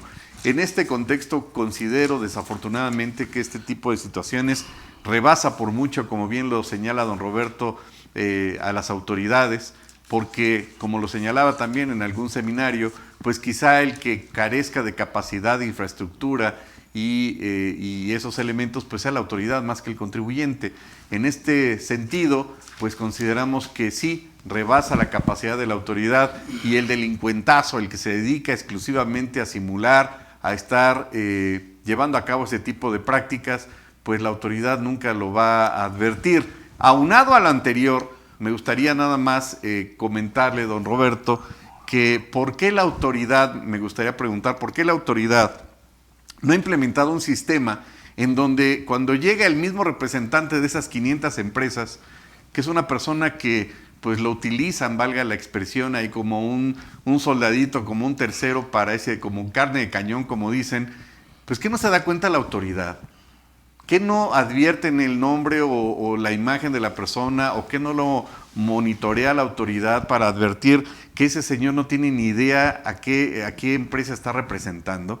De plano la autoridad no tiene esa capacitación para advertir que Juanito Pérez ha estado en 300 empresas y no se han dado cuenta. Bueno, quiero pensar que eso puede llegar a suceder, pero también la autoridad, pues en este sentido, pues no va a advertir que esta misma empresa utiliza 300, 500, 1000 testaferros y quizá con ello la autoridad no pueda darse cuenta o anticiparse a esa situación. Y en ese contexto, pues parecería que sí. Desgraciadamente, pues la delincuencia va muy adelantada al contribuyente y como bien señalaba el licenciado Gabriel, pues el que está exhibido, el que está en riesgo, el que sí tiene mucho que perder, incluso la libertad y su patrimonio, es el Edo. No sé si tengas algún comentario. Totalmente. Bueno, la siguiente pregunta, don Roberto Peralta.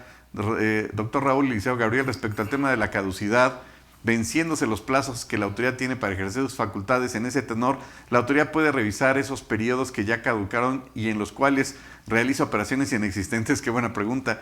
¿Ya no tendría que demostrar la materialidad en esas operaciones? Wow, esa pregunta se la agradezco mucho, don Roberto Peralta. Y adelante, Gabriel. Volvemos a la Corte. Aplicación del 69B de manera retroactiva en perjuicio de un contribuyente. Pero bueno, aquí el tema, don Roberto, es que entiendo que la autoridad se excede de ese periodo de 5 años, va más allá y presume la inexistencia. Bueno, pues eso lo tendría que alegar en juicio y acreditar que efectivamente la autoridad se excedió del plazo de 5 años y efectivamente ahí nos queda muy, muy claro, sin lugar a dudas, que efectivamente esa facultad de comprobación estaría viciada de origen, ¿no? Sí, y la caducidad va a operar 5 años. Sí, 5 años. Recuerden para atrás. Ajá. En teoría ya no le podrían revisar esas operaciones. Sin embargo, don Roberto, le tengo malas noticias. ¿Por qué? Porque cuando la operación rebasa 8,5 millones, se equipara a delincuencia organizada. Y al aplicar delincuencia organizada, sí, se acaba de resolver afortunadamente, a pesar de que no le guste a muchos, el tema de la prisión preventiva oficiosa, que ya fue declarada inconvencional y que no se va a aplicar, pero cuando rebasa o cuando llega a esta cantidad de 8,5 millones y que se equipara por virtud del Código Nacional de Procedimientos Penales a delincuencia organizada, ¿qué cree, don Roberto? Se va a aplicar la Ley Nacional de Extinción de Dominio. Y en la Ley Nacional de Extinción de Dominio no aplican los 5 años. Piden que se acredite la propiedad de los bienes de más de 20 años para atrás.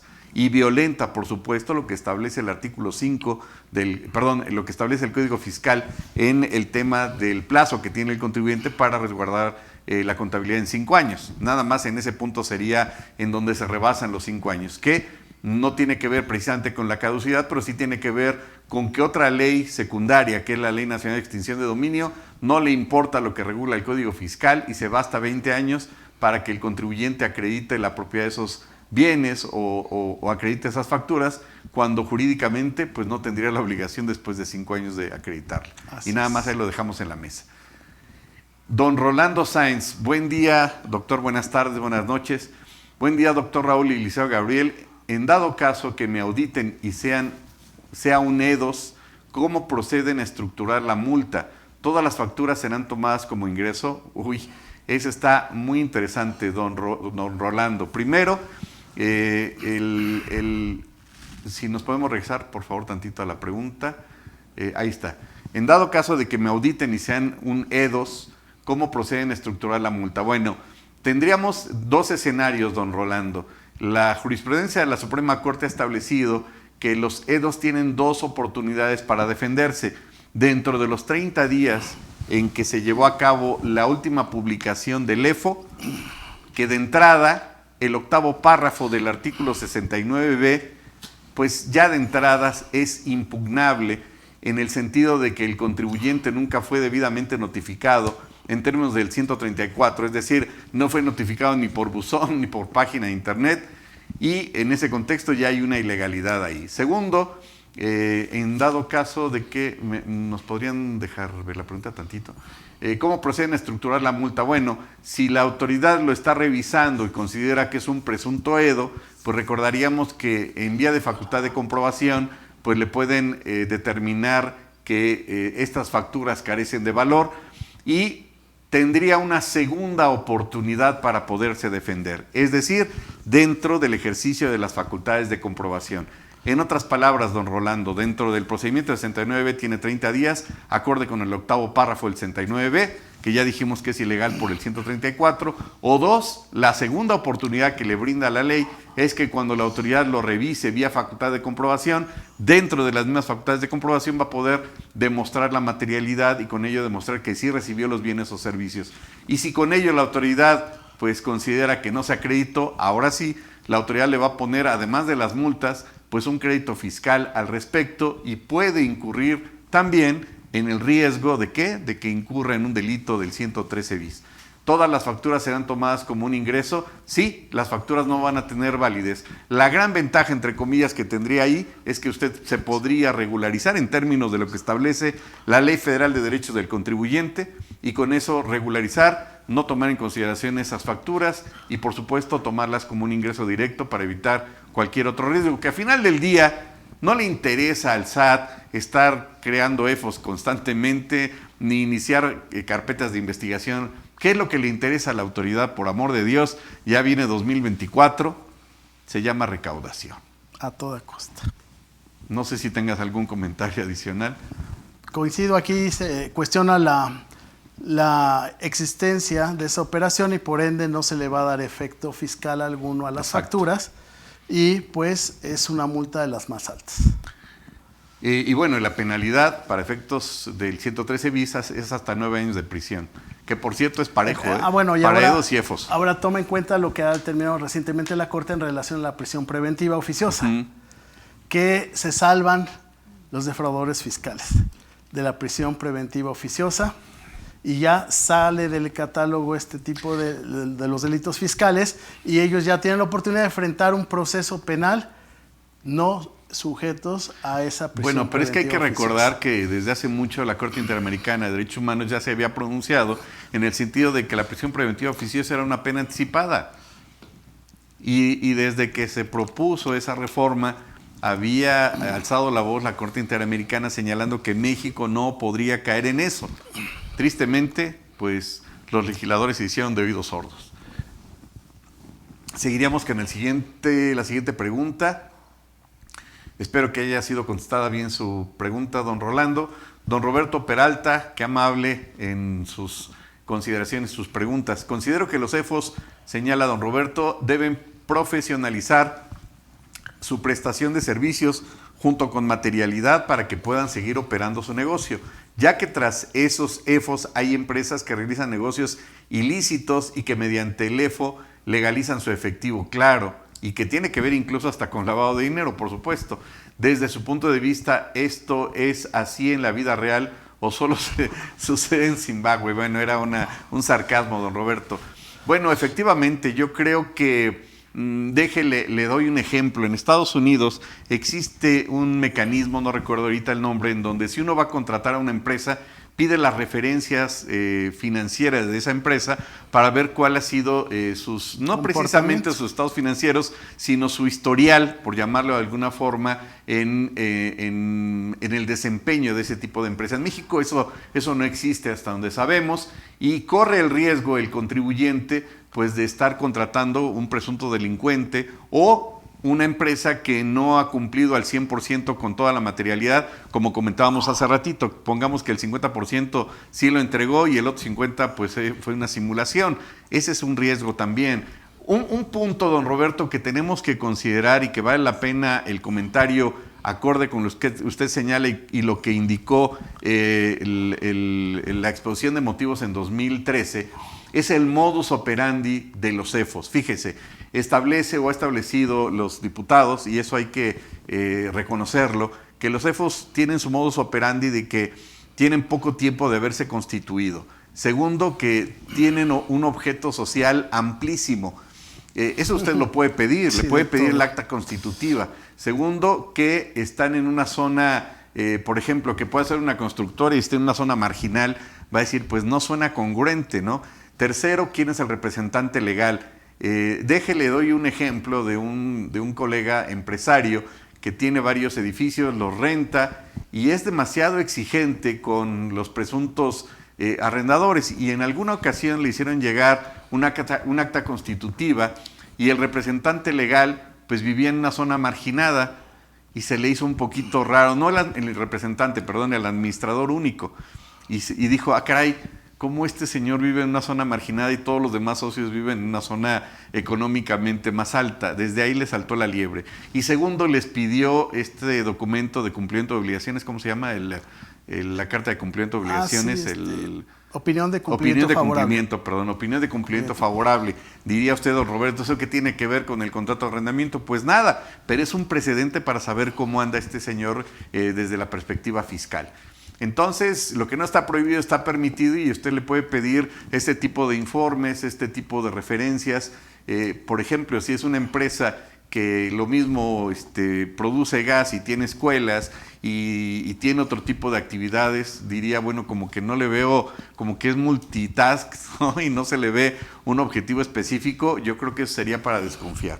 Y por otro lado, bueno, pues sí, desgraciadamente estas empresas también es un modus operandi de aquellas que se dedican también a actividades ilícitas, y también es una forma efectivamente a través de la cual se lava ese dinero, y que en nuestro país está prohibida esa palabra y se le llama aquí ingresos de procedencia ilícita.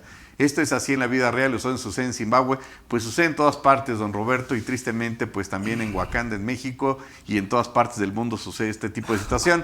Recuerden que México también pertenece a la GAFI, Grupo de Acción Financiera, y la GAFI ha fijado a nivel internacional 60 puntos que cada una de las partes que lo integran y de las jurisdicciones que forman parte de ella tienen que cumplir. Y con bombo y platillo celebraron hace 2 años que México ha cumplido con 6 puntos. ¡Qué maravilla! Y lo dijeron con bombo y platillo, que México va muy bien. Digo, me refiero a que fue México el que lo celebró y que habíamos cumplido con 6 puntos. Válgame Dios. Pero bueno, ahí nada más se lo dejo en la mesa, don Roberto. Gracias. La señorita Josefina González Gándara, hola. En el caso de que un EDO quite las facturas que compró, me imagino que es cancelar, ¿no? ¿El EFO también puede disminuir? ¿Qué pasaría si lo hace? No sé si entendiste bien la pregunta. Sí, en este caso es una pregunta muy profunda e interesante. Y volvemos a la oportunidad que tiene el EDO de autocorregir su situación fiscal antes de que la autoridad haya ejercido sus facultades de comprobación. En ese sentido, si el EDO ya sabe que compró esas facturas que amparan operaciones inexistentes y que va a ser sujeto a una fiscalización, o que el EFO ya aparece en la lista, como en la lista definitiva, como una empresa que factura operaciones inexistentes, y se enteró que tiene el plazo de 30 días porque lee todos los días el diario oficial de la Federación, o porque ya le dieron el tip que esa empresa que le prestó los servicios resulta que es una empresa fantasma que vende facturas, pues lo que puede hacer, y en este caso, es autocorregir su situación fiscal antes de que se ejerciten las facultades de comprobación, y eso se llama espontaneidad. Simplemente lo que va a hacer es hacer una declaración complementaria en la que quite en efecto de su contabilidad o deje de aplicar la deducibilidad de esa factura a su contabilidad y presente una declaración complementaria, obviamente con cargo para el pago. Y la otra pregunta Perdón, antes de la pregunta, me gustaría complementar el tema en el sentido de que desafortunadamente la forma a través de la cual se estructuró el 113 bis del Código Fiscal, que regula precisamente la compra-venta de facturas como un delito, y bueno, que entró en vigor en 2020 dentro de esta famosa reforma penal fiscal, pues puede suceder, no estoy dando ideas, o más bien, ¿qué sucedería si una persona de repente recibe en su correo un correo electrónico donde recibe un CFDI por 9 millones de pesos y no conoce a la empresa?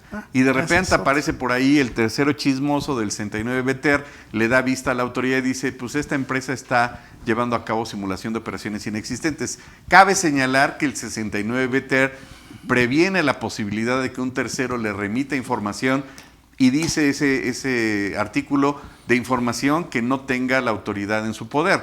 El CFDI sí lo tiene en su poder, pero pongamos que sí lo toma en consideración, pues quizá en ese escenario bastaría con ese CFDI, que viene cierto, el contribuyente diría, ni conozco a la empresa, ni le pagué esta cantidad, ni existe la transferencia, pero ya sería quizá un elemento para poder iniciar una carpeta de investigación. Es triste el escenario porque la forma a través de la cual se regula este delito, pues establece o da a entender que con esta simple presunción o este documento de CFDI que llegó por 9 millones ya se podría iniciar una carpeta. Claro. Es terrible, ¿no? Claro. Pero bueno, no doy ideas, nada más era un comentario. Juan Arturo Guzmán Otero, esta pregunta, esta déjame contestarla, no seas malito. Dice don Juan Arturo Guzmán Otero, si pido al SAT que verifique mi domicilio, el SAT no va y ellos dicen que sí fueron y no es cierto, voy a Prodecon, al Instituto Nacional de Acceso a la Información, juicio, vuelvo a pedir que se vaya a verificar mi domicilio. Tristemente, don Juan Arturo, bueno, pues yo soy fiel testimonio de que eso sucede y ahora sí que eso pues me sucedió con un cliente. Se pidió que se verificara el domicilio, la autoridad no fue al domicilio fiscal y posteriormente señaló que estaba ilocalizable, así de flagrante. ¿Qué es lo que sucede? Bueno, pues lo que no está prohibido está permitido, el contribuyente puede volver a solicitar y en este contexto, si no se presenta, yo me iría con esa solicitud vía electrónica, anexándola a una demanda de amparo en términos del derecho de petición, artículo 8º, para señalar que la autoridad no se ha presentado en ese domicilio fiscal y la autoridad tendría que presentarse a la brevedad para cumplir con esa obligación constitucional de hacerle caso al contribuyente. Otra opción, como bien usted lo señala, es acudir al Instituto Nacional de Acceso a la Información y solicitar si efectivamente se ha presentado en el domicilio fiscal el auditor, el notificador, en la fecha tal establecida, porque pues efectivamente uno podría obtener la información de quién fue la persona que se presentó y con ello acreditar el domicilio. Por ahí ha señalado algún colega que con una fe de hechos de un notario se podría acreditar. Yo difiero porque la Corte ha establecido que ese mecanismo no es suficiente para acreditar el domicilio fiscal del contribuyente. Hay que tener cuidado. Esa sería mi consideración. La Prodecon, yo en lo particular considero que no creo que nos haga caso. Va a decir, no, pues pídalo de nuevo, señor, y gracias. Tenemos otros asuntos más importantes. Esa sería mi consideración, don Juan Arturo. Y, ojo, si el notificador señala que se va a presentar al otro día y no se presenta, pues puede llevar hasta un notario público, ahí sí, donde dé fe de los hechos, de que no se presentó, pero si no me equivoco, en verificación de domicilio no dejan nada, simplemente van a decir que regresan al otro día y ya no regresan. En efecto, no hay un citatorio para la verificación del domicilio porque es uno de los objetivos, el factor sorpresa, el factor de espontaneidad para ver si en efecto está en el domicilio. Pero lo que dice la pregunta es algo preocupante porque lo que alcanzo a leer dice que si el SAT dice que fue a mi domicilio y no va, pues ya está incurriendo en una falta del verificador. Sí, pero acuérdate que la autoridad tiene fe pública. Así es, y el verificador puede inventar una acta circunstanciada en la que dice que fue y el domicilio está vacío, está desocupado. A mí me tocó un asunto en donde atendimos al auditor, se señalaron testigos y al otro día, bueno, son dos anécdotas, al otro día señalan, le notifican a mi cliente de que está ilocalizable y pusieron testigos que quién sabe quién era. Y en otro escenario se presenta la autoridad, me señala, me va a dejar un documento y en ese momento le habla a su jefe y dice es que ya me tengo que ir porque dice que no tengo que entregar el documento y ahí sí nos fuimos al amparo. ¿Por qué? Porque la autoridad al otro día sí dejó el documento y al otro día señaló que estábamos ilocalizables. Es decir, deja un documento de la autoridad donde señala que sí estábamos localizables y al otro día, indebidamente diría yo, y al otro día notifica que estábamos ilocalizables. Además, déjeme decirle que esto tiene graves consecuencias, porque si una persona lo deja así, dice que ya vinieron y no me encontraron y ya se fueron, y la gente lo deja pasar, esto tiene graves consecuencias porque puede ser acusados de abandono de domicilio y pueden cancelarle sus sellos, pueden hacer diversas acciones el SAT y en este sentido es lo más importante es que acuda a servicio del contribuyente para el efecto de que primero trate de aclarar esto, tal vez vía portal del SAT, para el efecto de decir sí estoy localizado y vayan a hacer una nueva verificación o en su defecto ponga un cartel, dice yo estoy de tal hora a tal hora y no puedo estar esperando que vengan a cualquier hora a verificarme. Eso le pasó también a un contribuyente, que iban siempre en el momento de la comida cuando él no estaba y en 3 ocasiones acudieron y dijeron pues ya ha habido 3 verificaciones y las 3 no he estado, pero siempre acudió a la misma hora. Bueno, aquí el contribuyente tendría este derecho de poderle solicitar a la autoridad que verifique el domicilio fiscal de nueva cuenta, y también pudiera ser un tip que cada 3 meses yo consideraría esté solicitándole a la autoridad que verifique el domicilio fiscal. Opinión de cumplimiento. Opinión de cumplimiento, ¿no? Para ver en qué situación está. Y nada más como complemento, recordaríamos que el 110, fracción quinta del Código Fiscal, sí considera como un delito la ilocalización, pero hay que recordar que es derivado del ejercicio de facultades de comprobación o del inicio del PAE o de la notificación del inicio de las facultades de comprobación, perdón, de la notificación de la liquidación y el contribuyente se niegue. Y que aparte deba llevarse a cabo durante 3 veces en el lapso de un ejercicio fiscal.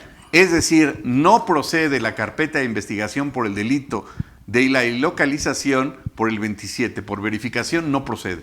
Por la verificación, ¿y qué creen? Esa es una práctica bien común del SAT, en donde va el verificador en términos del 27 a verificar el domicilio fiscal, valga la redundancia, no lo encuentra y le dice a carpeta, no procede. Por favor, no procede, señores verificadores, chéquense el Código Fiscal, 110, fracción quinta, procede por inicio del PAE o por inicio de facultades de comprobación, no por verificación del 27. Ese sería mi comentario. Pida su opinión de cumplimiento favorable. En caso que salga negativa por no localización, haga la aclaración en el portal. También con un cliente llevaron a cabo la verificación del domicilio fiscal. Se sucedió efectivamente que el contribuyente estaba comiendo, les encanta ir a esa hora, y ya no regresó la persona, y al momento de verificar ese documento señala negación por parte de un tercero. Mi duda es la negación por parte de un tercero, ¿qué es ilocalización? Porque no señala ilocalización en la opinión de cumplimiento, ¿no? No sé si en el catálogo de ellos negación de un tercero, no sé cómo, no sé si deberían de poner Judas, ¿no? Que se negó, o quién fue el que se negó, Pedro fue el que se negó, ¿no? Pero bueno, Josefina González Gándara, cuando en un negocio pequeño usa una camioneta de un familiar para distribuir sus productos, debe hacer un contrato. Nada más paga la gasolina y reparaciones, la tenencia no, y no le paga nada porque es su hermano. Ah, caray, gracias. Pues mire, si esto forma parte de la logística, tendría que haber alguna constancia de cómo se entrega la mercancía. Es cierto que quizás su hermano o el hermano que trabaja con ellos como un negocio familiar, pues forme parte de su trabajo, pero yo creo que sí debería haber algún tipo de constancia. Si él es externo, pues sí, que firme un contratito. Si él es valga la expresión, chofer de la camioneta, recuerden que en el concepto de compliance se tienen que establecer las limitaciones de las responsabilidades de todas las personas. Entonces, tiene que haber un contrato de esa persona y tiene que establecerse dentro del contrato que su trabajo es la entrega diaria de esos productos, ¿no? O de esos bienes. Tiene que haber una constancia, doña Josefina, en donde usted se ampare para poder demostrar que esa mercancía se entrega de tal hora a tal hora, que es fulano de tal, que lleva a cabo una ruta. De hecho, grandes empresas como estas empresas de refrescos tienen toda su logística en sus manuales de dónde van a entregar la mercancía, tal hora, en qué fechas, en qué días, cuándo distribuyen tales tiendas. Es todo un manual, y en ese manual también se plasma la materialidad. No porque sea una empresa chiquita no tendría que cumplir, y yo creo que tendría que prevenir muy anticipadamente ese escenario. No porque precisamente la autoridad en todos los casos los vaya a auditar o revisar, sino simplemente pues que lo tenga ahí para cualquier caso de emergencia, volver a revisar eso y señalar cómo está establecido esos canales de distribución, si debe haber un contrato, si es externo o no, etcétera, para evitar cualquier riesgo, doña Josefina. Gracias. Juan Arturo Guzmán Otero, si nos pueden subir un poquito, ándale.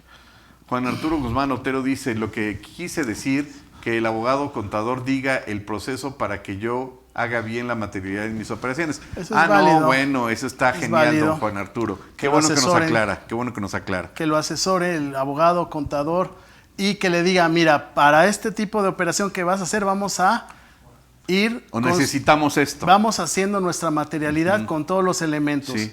Entonces toda la historia la va a hacer y le va a llevar de la mano una carpeta inmensa en donde le va a decir cómo vamos a contratar el servicio, exacto, cuándo, paso 1, cómo, paso 2, paso cómo 3. lo conseguimos, qué beneficios, las encuestas, ya la prestación del servicio, la evidencia de materialidad, videos, testimonios, exámenes, bitácoras, listas de asistencia. Y la fecha cierta va a ser una de tantas, ¿no? Una de tantas también. Claro. Entonces, eso sí es válido y ya dependerá pues del monto del contrato, desde mi punto de vista. Sí, que sobre la marcha, yo diría que independientemente de los documentos que en la práctica se utilizan, si puede ahondar más, don Juan Arturo, mejor. Es decir, aquí lo que sobra no afecta. Y como bien dice el licenciado Gabriel, si hasta lo puede grabar cuando se filma, luego que se firme, mándelo a certificar ante notario, porque si bien es cierto, la Corte ha establecido que la fecha cierta consiste también en la ratificación de firmas, cuando le llame al proveedor y va a decir, es que necesitamos ratificar ante un notario, nunca se va a presentar. Va a decir, ¿sabes qué? Tengo cosas más importantes que ir con un notario. Entonces, nada más como que lo certifique y con eso es suficiente. ¿Cuánto le va a cobrar a un notario? 1,500, 2,000 pesos. Sí, hay un arancel por ahí, pero generalmente van a cobrarle un estándar.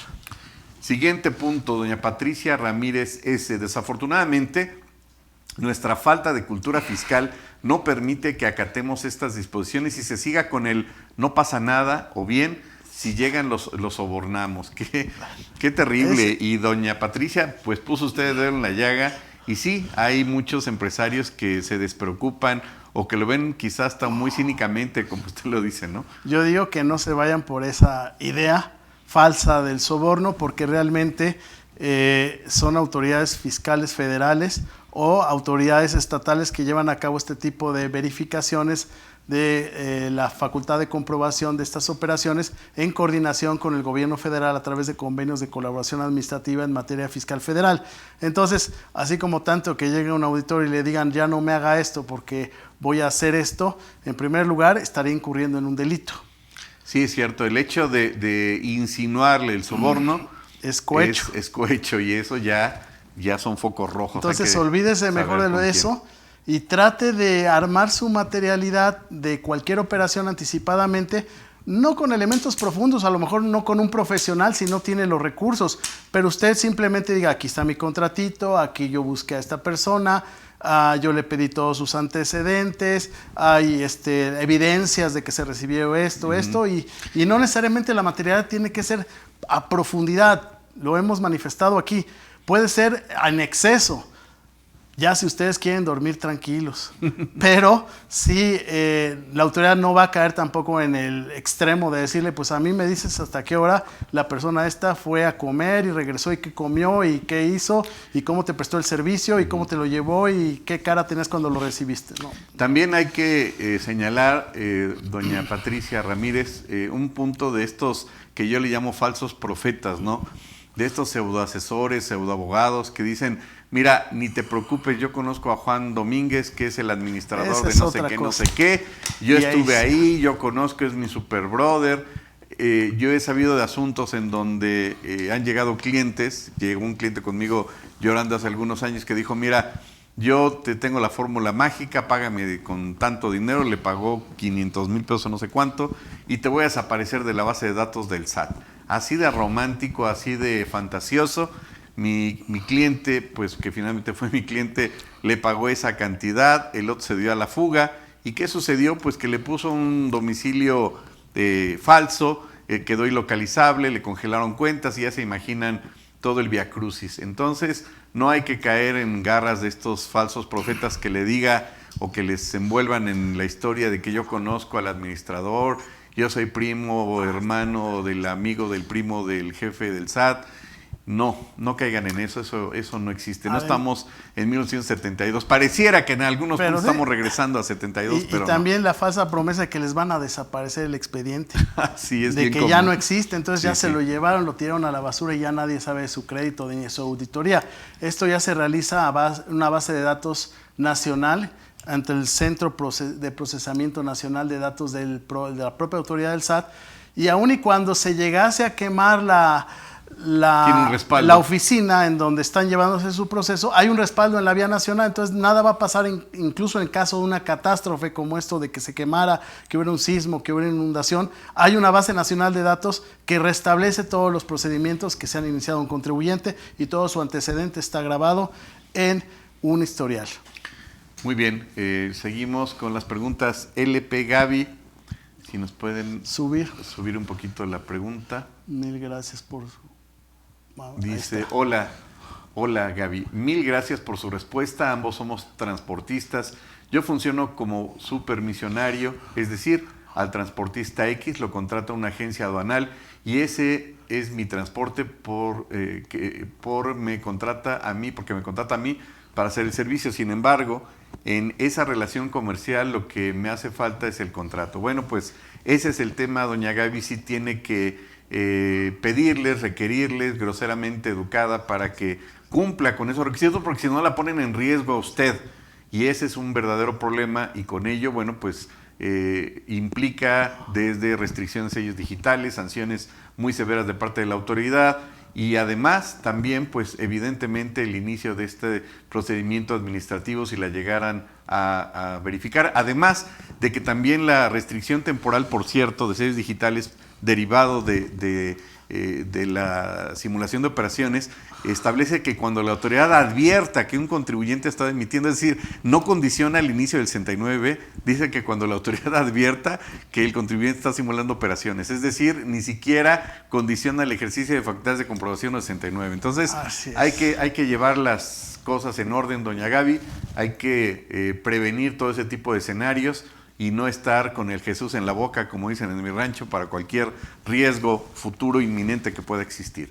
Doña Patricia Ramírez S. dice, tiene razón el doctor Juan Raúl, los CEFOS no tienen ningún riesgo, ya que con sus ganancias pagan la mejor defensa. Como ejemplo tenemos a Gómez Montt, entre otros. Bueno, pues desafortunadamente sí, los CEFOS, la autoridad erróneamente ha considerado en un principio que el EFO es el que está causando toda la afectación al fisco, que sí es el malo de la película. Sí me queda claro que hay empresas o simuladores que se dedican a crear empresas constantemente para eso, pero realmente el que a final del día está, dándole el elemento a la autoridad para la configuración o para que se tipifique ese delito, pues es el EDO. Porque cuando deduce esa factura, pues ya vienen todos los efectos legales, aunque el delito que se estaría cometiendo, pues es la defraudación fiscal, ¿no?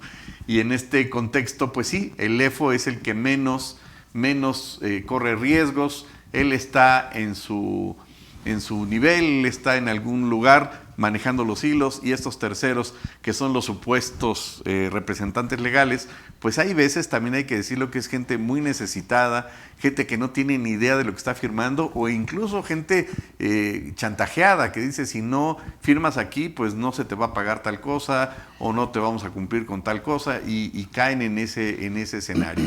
Desgraciadamente parece que es un mal que no ha tenido el fin que esperaba la autoridad, que si bien es cierto se ha inhibido, no se ha terminado del todo, ¿no? De acuerdo. Siguiente pregunta, doña Josefina González Gándara. A veces cuando los familiares se dedican a prestar un servicio, por ejemplo, de trabajos de electricidad, uno es el que factura y le dan los otros lo del IVA y le dan una cantidad de ICR. ¿Tendría algún problema?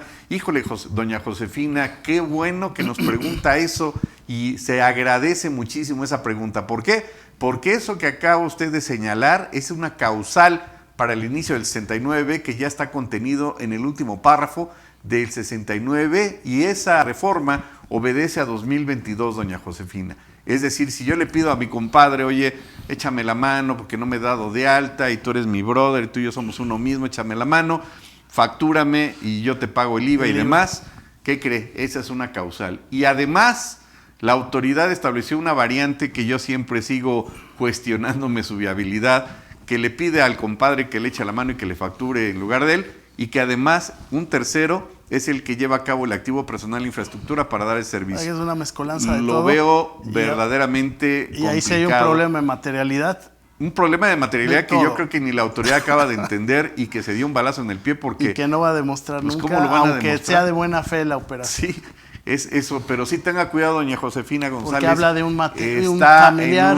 Está en la tablita, está en un tema bien delicado y esa efectivamente podría encuadrar dentro de una muy mala práctica que llevan a cabo algunos contribuyentes y ojalá pueda regularizarse a la brevedad o por lo menos pedir a esta persona pues que ya no le pida ese favor porque le está complicando ahí Y si es el familiar, escenario. peor. Y si es familiar, bueno, desgraciadamente a veces en las familias donde surgen este tipo de confianzas. Factúrame tú. Y yo le presté el y tú servicio, eres mi pero primo resulta y- que tú tienes un objeto social diverso al Sí, que yo le no, estoy olvídelo. prestando el servicio. Por favor, ahí sí regularícese a la brevedad y hable con este familiar para que se evite esa mala práctica y con esto estos riesgos.